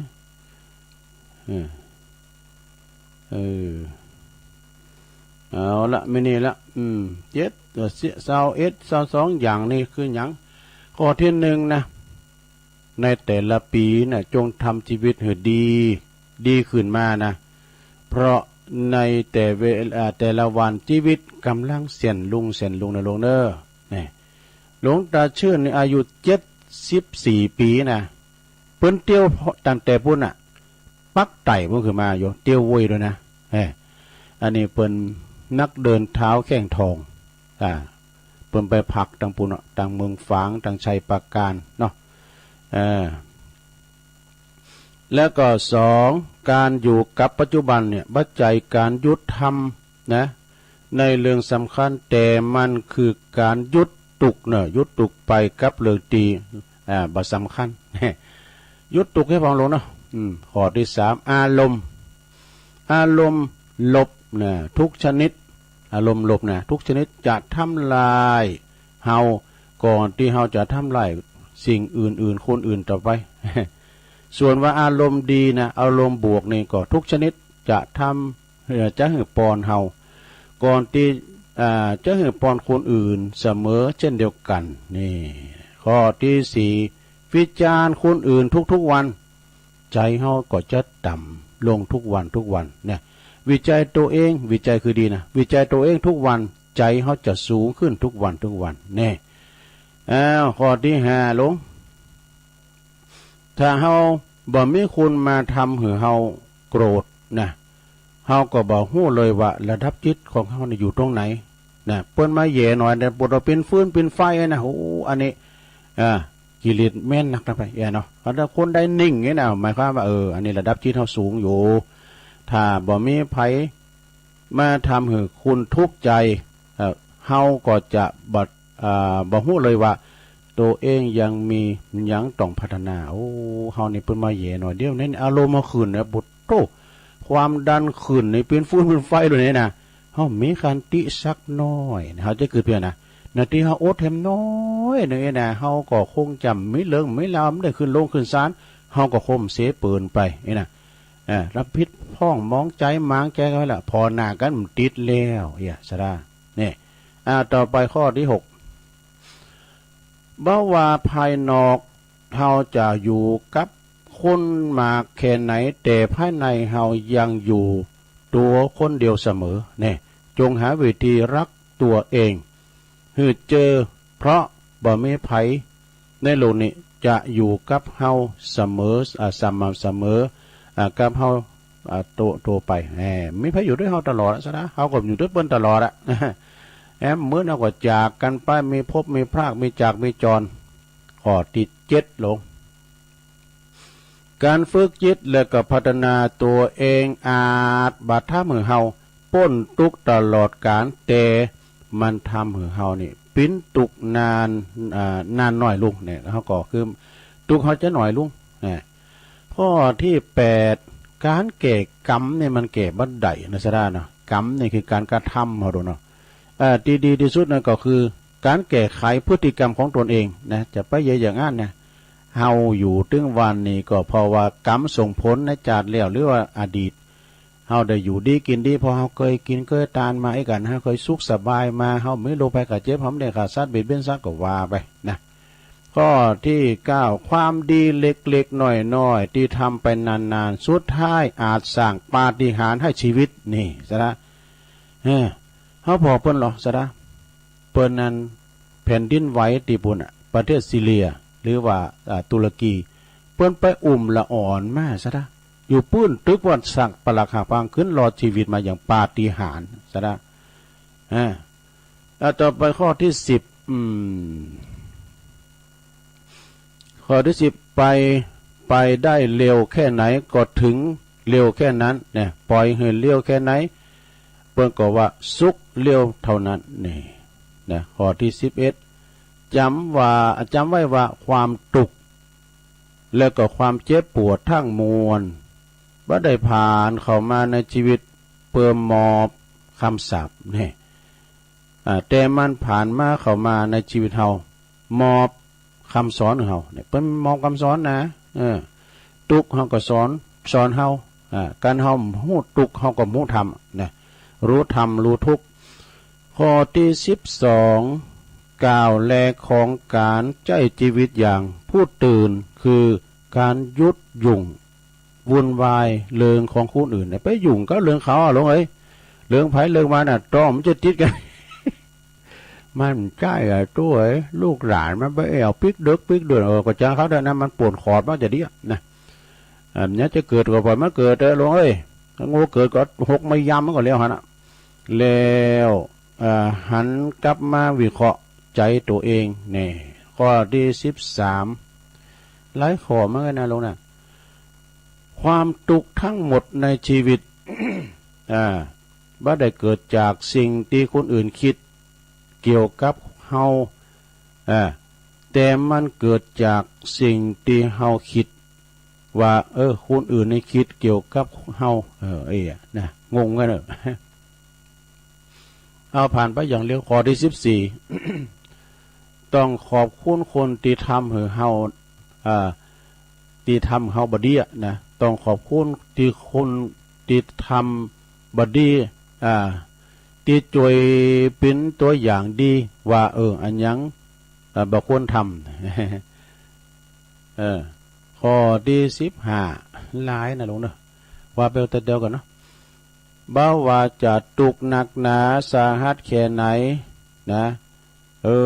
ต่างออกก็บ่เคยอยู่ไกลไปกว่าใจของเฮาเองข้อที่16เกลียดเขาทุกข์เฮาเมตตาเขาสุขเฮานี่แต่ไปจังกันลงคุณเฮาเนี่ยมาดึงป้อลอยสักคุณเนี่ยเหมือนเฮาก็จ่ากันไปละนะคือหักกันแป้งกันไว้เนาะข้อที่17คุณเฮาฝึกเดิน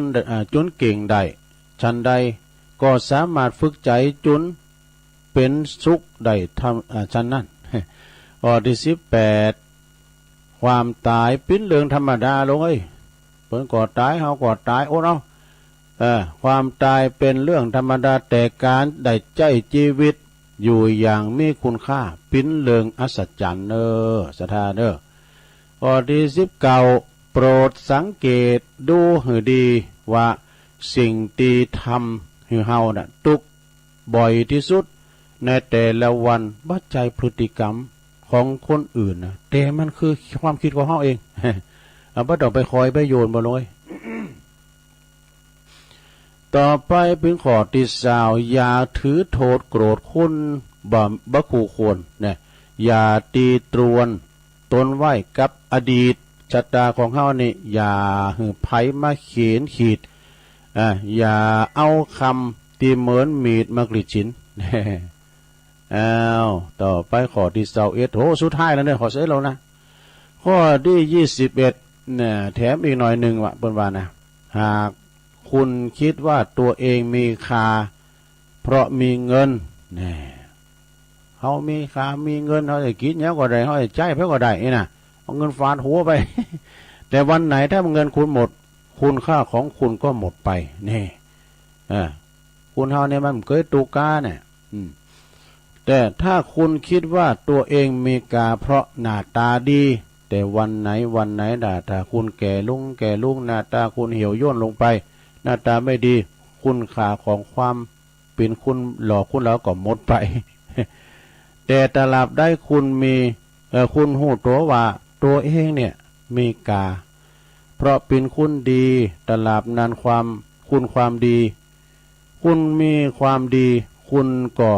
จะมีคุณค่าตลอดปีและตลอดไปจบสดาญาโยม คุณค่าอันนี้เนอะคุณค่าของชีวิตนะขอบคุณคุณแม่ทองคำพรหมมินจากอินทขินแม่แตงบุญเนอะเปิ้นส่งเข้ามานี่นะต้องขอบคุณมาณโอกาสนี้ด้วยสำหรับฮันตุปีเลินนะแต่หลวงพี่เจริญโชติธรรมโมฝากข่าวประกาศมาพวกเจ้ากันเนอะพวกเจ้าก่อนเป็นฝากข่าวประกาศมานะแล้วทานเขาแล้วนี่ก็ตุปีโจก็ฝากมาประกาศเหมือนกันนะตุปีโจก็ฝากมาประกาศเหมือนกันอันนี้อันนี้ก็ของหัวหน้าอันนี้ก็เรียบเรียงกับต้องรุ่งนะซื้อนะครับหันปุ๊บอ่านปั๊บเนี่ยมันจะได้นะเราต้องเรียบไปก่อนนะขณะถ้าเต้เขายังเข้าใจแล้วไม่รู้นะเข้าใจอ่ะนะเนาะก็ค่อยว่ากันไปนะนี่ก่อนชัยน้อยเอานี่ส่งมาเดี๋ยวตุลุงเจ้าว่าให้หน่อยเนาะไม่ได้ว่ามือเอาไว้หน่อยนึงนะวันนี้มาตกมาเตนเพิ่นก็เป็นการชดเชยนะวันจันทร์วันการหนานี่อาจจะไม่ได้มานะเพราะว่าติดงานที่วัดป่าตองคันธารามน้ำใสเกินไปก็ไร้ปลาแต่กับน้ำใสนะสะดานปลามันจะอยู่น้ำใสนะน้ำขุ่นนิดหน่อยนี่ปลาดุกซ้ำหายหรอกมันอยู่น้ำขุ่นนะมันจะหันตัวมันว่าปลาเนี่ยมันก็โกดตายมันอยู่ที่เป่งมาอยู่ที่เป่งไม่ได้นะมันก็โกดตายคุณหันมันหรอกนะยืนก็ได้แหละ ตรงไปตรงมาก็ไร้เพื่อนไอ้นี่มันซื้อน้ำไปบ่อยมีเปิลเนอะคิงเย่อย่างนั้นเนี่ยบดีนะบ่เฮ้ยนะคิงมาคำพอแค่ไม่ก็เดี๋ยวก็เสียเปิลไอ้นะความจริงเขาเตือนมันดีนะแต่ว่าอันนี้มันถูกถูกใจมันถูกหัวเว้ยก็เสียเปิลไปฟ้าแจ้งเกินไปก็ไร้เดือนนี่ฟ้ามันแจ้งเนี่ยมันตะวันมาย้ำคำตัวนี้มันก็เดินหันเตอไอ้นะอย่างตุลุงหันขีบวันนั้นนะมันจะมีแต่หลงเอ้ยมันจะมีเหรอฮะเขาว่าแผ่นดินไหวที่ซีเรียแล้วก็ตุรกีพวกมนุษย์ต่างดาวมาทำให้ไหวบ่ดูมันจะมีอยู่ฮะเนาะแล้วเราไปเกะเขียนมันเลย มันอยู่ต่างดาวน่ะตามมือแผ่นดินไหวบ่ดู7.8 ลิกเตอร์ซะนะมันจะขนาดไหนคือบอกเหรอปลาหลวงตัวนั้นได้ใหญ่นักเกน่ะบ่แต่เขินหลังกันมื้อนี่บ้านจองฮอเฮินทะลุผู้ปังเขาพอหันปิ้นกับตาเนี่ยมันจะละครนะหลวงนะที่เขาสูงมากพอเนี่ยเปิ้นไห่ฮอนวอนตุกเปิ้นสากปลักพักพังนี่นะมองเล่าไก่นี่เมียเลยขนาดตึกนี่อยู่ไม่ได้ลุ่มหายแต่จากกันเป็นปั้นนะดูอันนี้ภัยใหญ่โลงก็แหละ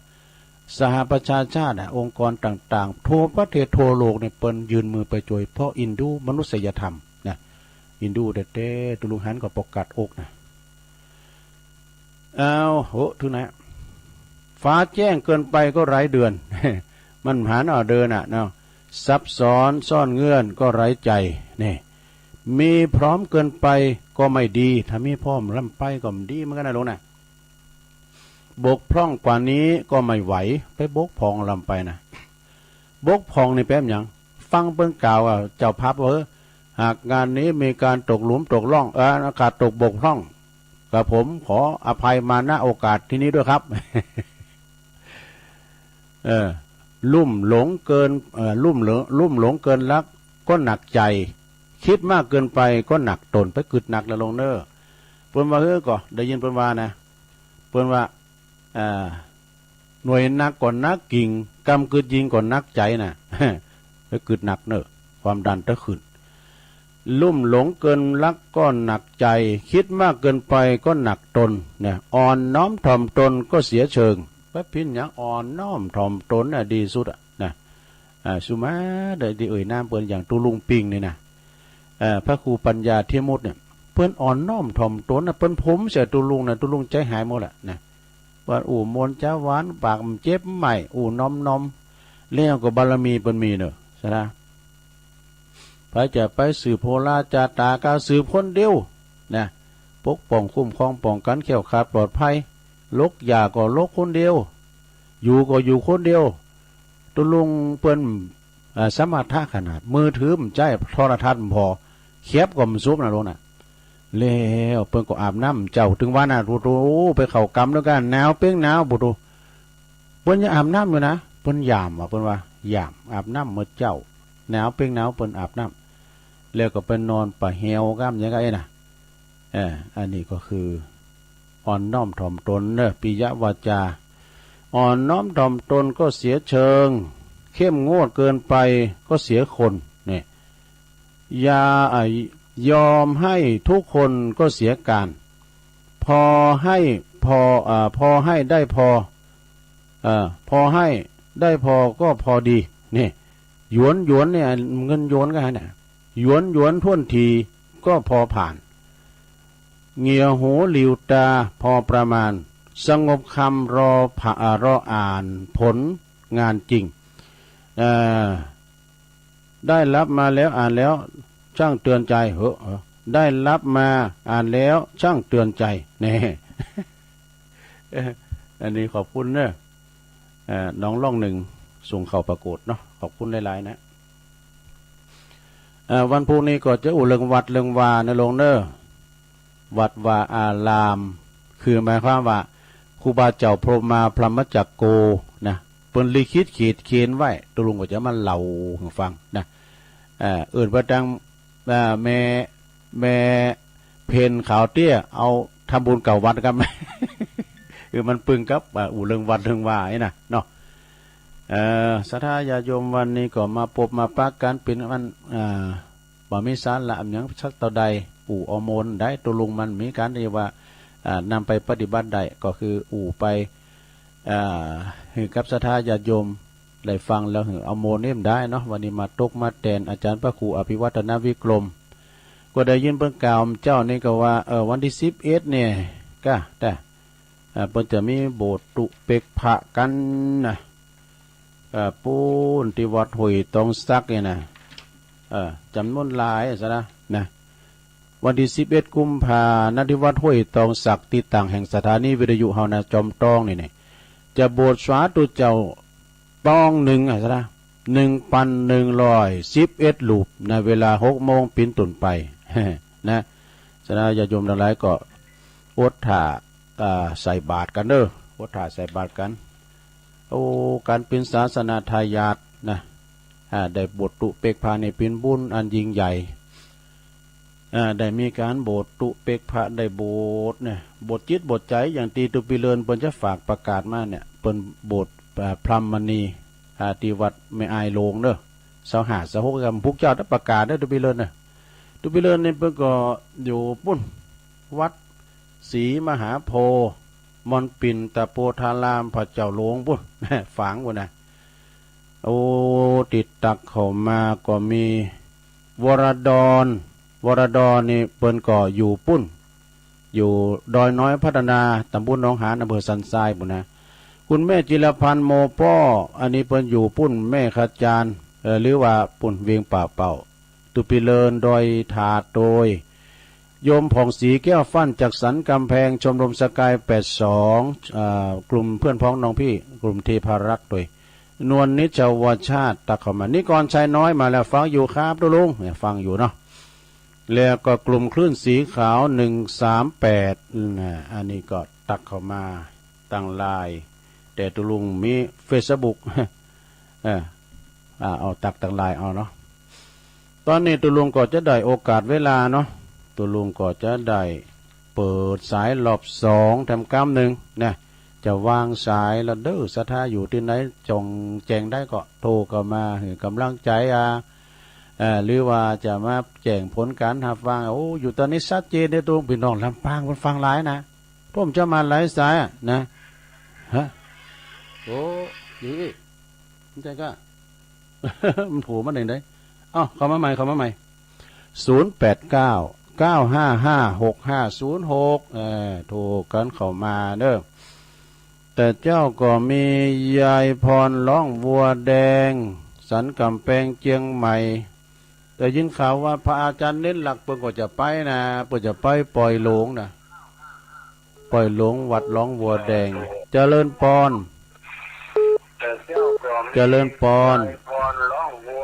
ติดแล้วเนอะอ้าวสายใหม่เข้ามาเจริญพรไว้สาเจ้าแม่ชื่อหยังแม่น้อยตาโทกนั่นจ้าแม่น้อยตาโทกเนาะ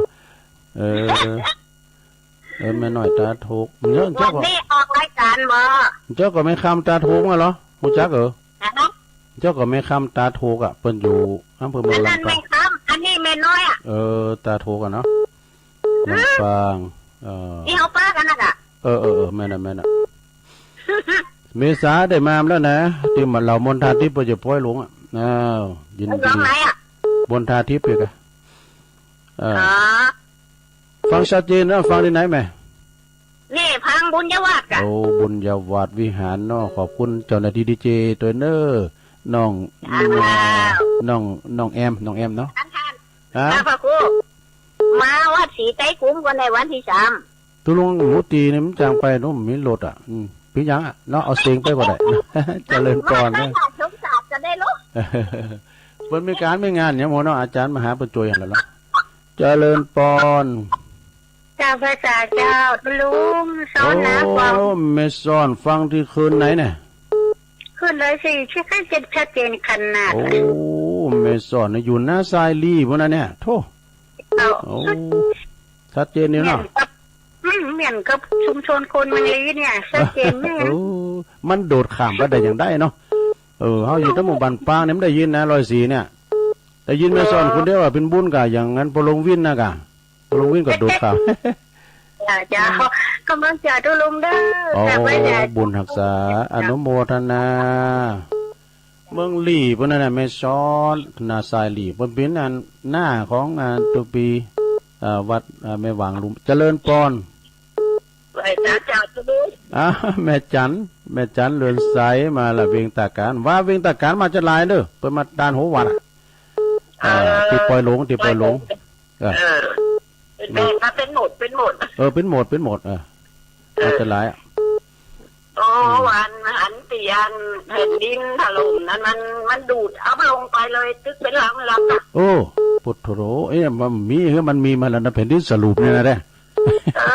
มันไม่ใช่อันว่ากดลงมากองเบอร์มันดูดลงไปจึงตึกมันเอามันไม่หลอดได้อย่างได้ดิไม่หลอดได้เป็นดีดูเด็ด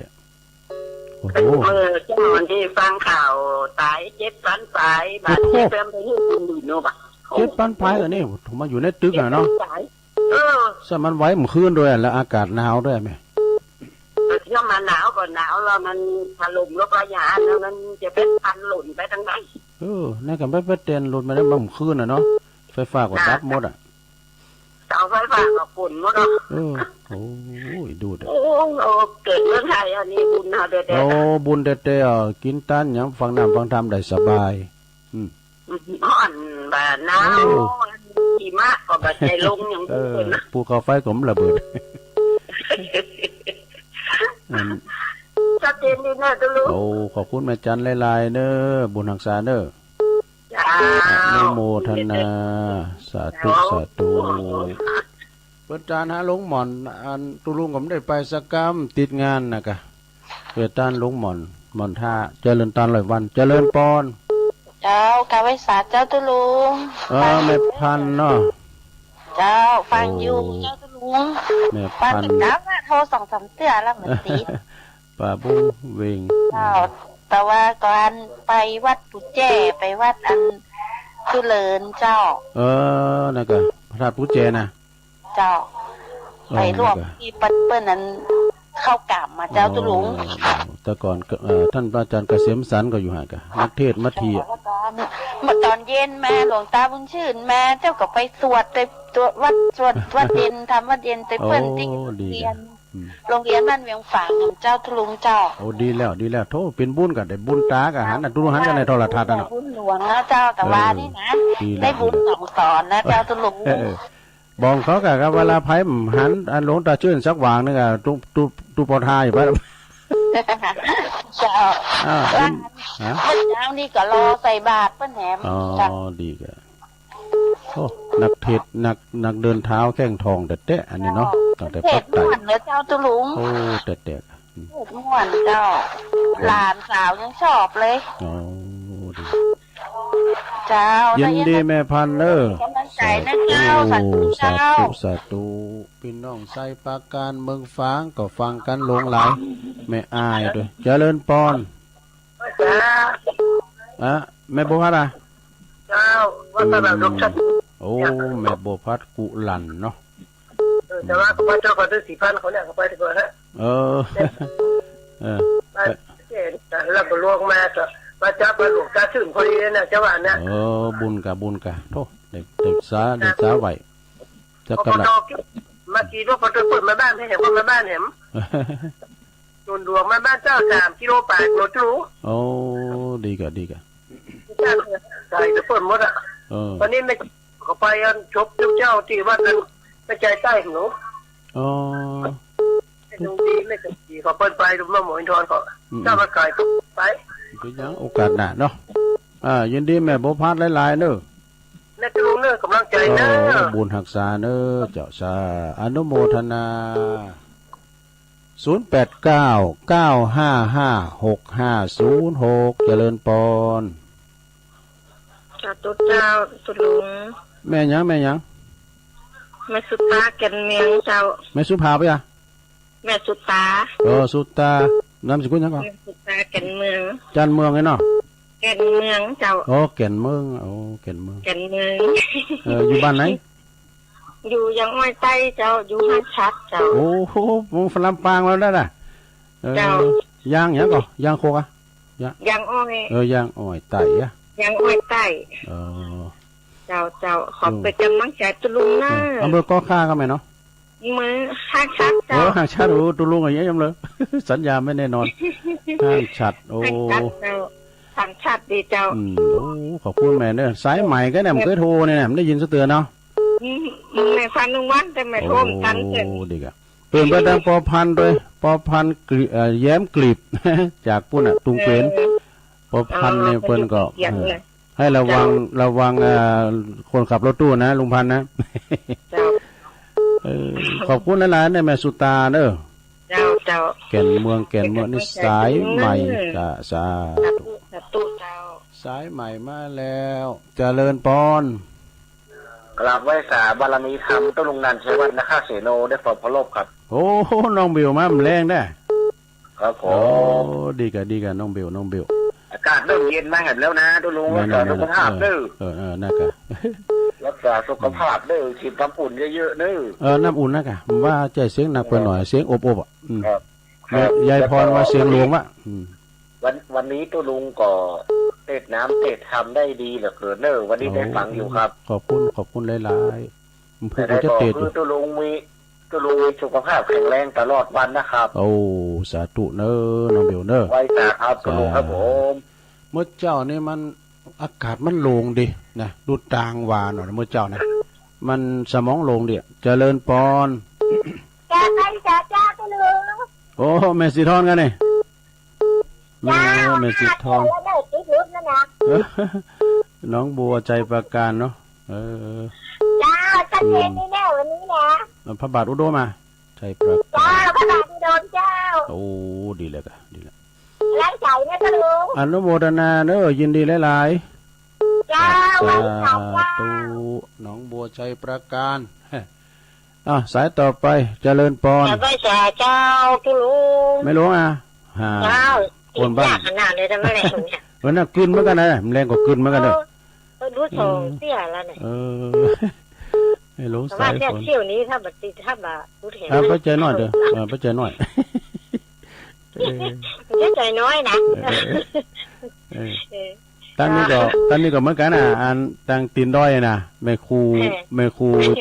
ฟองจันเขากาแม่หนอเขาน่ะพยายามติ๊กได้ก็ได้อ่ะติ๊กอ่ะได้แล้วก็มันก็ติ๊กแล้วแต่กันติ๊กโอ้ไข่อ่อนใจไข่ท่อไปเลยดูไปท่อเนอะจ้าบัดฮอแต่จะพยายามจ้ะกะอากะกำลังใจทุลุงอ่ะค่ะขอบคุณแม่ลุงหลายๆเนอะชาวเจ้าสาธุโอ้กันเฮาฟังเปิ้นโทรก็ถึงโมนนะอย่างทุลุงกันฟังคุณทุนอื่นนะเฮาฟังเปิ้นโทรก็โมนเจริญพรติดแล้ว0899555656อ่ะเจริญพรติดแล้วสาธุลุงแม่คำปานะเจ้าโอ้แม่คำปานก็หายไปมื้อนึงแล้วเซนปิ้งเนี่ยก็ฟังกันนะไม่โทรจะลุงมาเลยฟังอยู่เหมือนกันนะแต่ไม่ได้โทรเนาะเจ้าดีกะก็ฟังคนอื่นนะฟังคนอื่นโมนะตุลุงก็ตุลุงคนฟังรายการอื่นฟังเปิ้นโทรนะโมนผ่าฟังกับเปิ้นโทรน่ะมันโมนดิบุตรนั้นมาบุตรนี้มาเนาะเดี๋ยวนี้ไปเบิ่งฟังว่าเนาะไปเบิ่งเป่าบ่นี่ไปเบิ่งหลีบ่เนาะนั่นกะขอบคุณแม่คำปันหลายๆเด้อจ้าก็ไม่จ่ายจ้าลุงงานวัดตุนแก้วพี่นิปากันเด้อเจริญพรภาษาเจ้าตุลุงภาษากำแพงแล้วแน่แม่นางโอนโอ้นี่ยากันในคนใส่อู่ตุลุงแล้วเหรอดีกะแม่นางโอนเด็ก4 5เตือนนะนั่นน่ะร้องกองเขาเนาะร้องกองเขาก็มีจะร้องย่ามีจ้ะ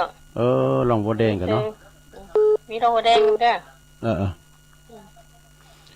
เดี๋ยวเฮากินหอมตาลไปเนาะแม่เนาะเจ้ายินดีแม่นะโอนตุลุงบ่แอวกันฮะตุลุงทำได้ไปน่ะแล้วฝักฉันเน้นหลักไปพ่อจะปิ้งเบอร์ให้ไปอยู่แค่ไปยังมันจะจัดกันหลายตี18 19 20เนาะปล่อยหลวงวัดหลวงวัวแดงวัดหลวงพ่อเจ้าคณะอำเภอสันกำแพงเคยไปชั้นเพชรนั่นแล้วล่ะโอเคว่ะสาธุ089เพี้ยนไปเรื่อยดูเอาทำสายเจริญพรสายขึ้นเหมือนกันเนอะจะเข้ามาใหม่ถามมื้อนะขอโทษเอามาใหม่เจริญพร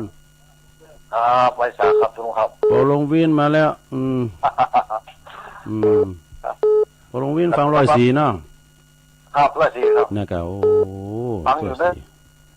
ดีกะโทรมาอีกก็ดีแล้วเดี๋ยวผมคนฟังยินดีได้หลายนะปอนเด้อโอ้อนุโมทนาไว้สาครับโปลงวินอันนี้นะถ้าได้ทำสายนะถึงมันปอซาวสายทั้งไผจ้าสุดท้ายเนอะเจริญพรจ้าอยู่ตั้งใดไหมรายงานตัวเร็วจะจบเวลาแล้วเดี๋ยวแม่อันนี้เร็วรู้จักจ้ะอนุโมทนาหาว่าแม่หนอโตปดวางสายน่ะแม่หนอได้น้อยจักกันจ้ามันจะฟังกันถึงวันผมเนี่ยได้โทรมาถึงวันเสียงเป็นเอกลักษณ์จ้าเจริญพรขอบคุณคนบ้านเดียวกันนะสถาต้องลุงตีนด้อยหน่อยยายพรร้องวัวแดงสันกำแพงเจียงใหม่แม่ศรีกุลตันตุละหนองล่องแม่สมบูรณ์บ้านไร่ศิลาทองตำบลพิชัยโอ้พี่น้องลำปางฟังกันหลายนะแม่บุญปันศพเตี้ยจอมตองแม่คำท่าโจกดูแม่คำก็อยู่ลำปางอำเภอเมืองนะลำปางแม่จันสมณีจักปุ่นหลังกัดแม่สาวเด้อแม่อายปุ่นนะแม่มริวันพิข้องานจากแม่อายเหมือนกันแม่น้อยท่าโทกลำปางปุ่นแม่น้อยแม่น้อยนี่เสียงเปิ่นปล่อยเสียงเปิ่นน้อยแม่ซ้อนนาทรายปุโตลีปุ่นนะเนี่ยนะแม่จันเรือนสายเวงตาการเด้อแม่พันป่าบงเวงแม่บัวพัดกุหลันต้นซ่านฝางนะแล้วก็แม่สุตาแก่นเมือง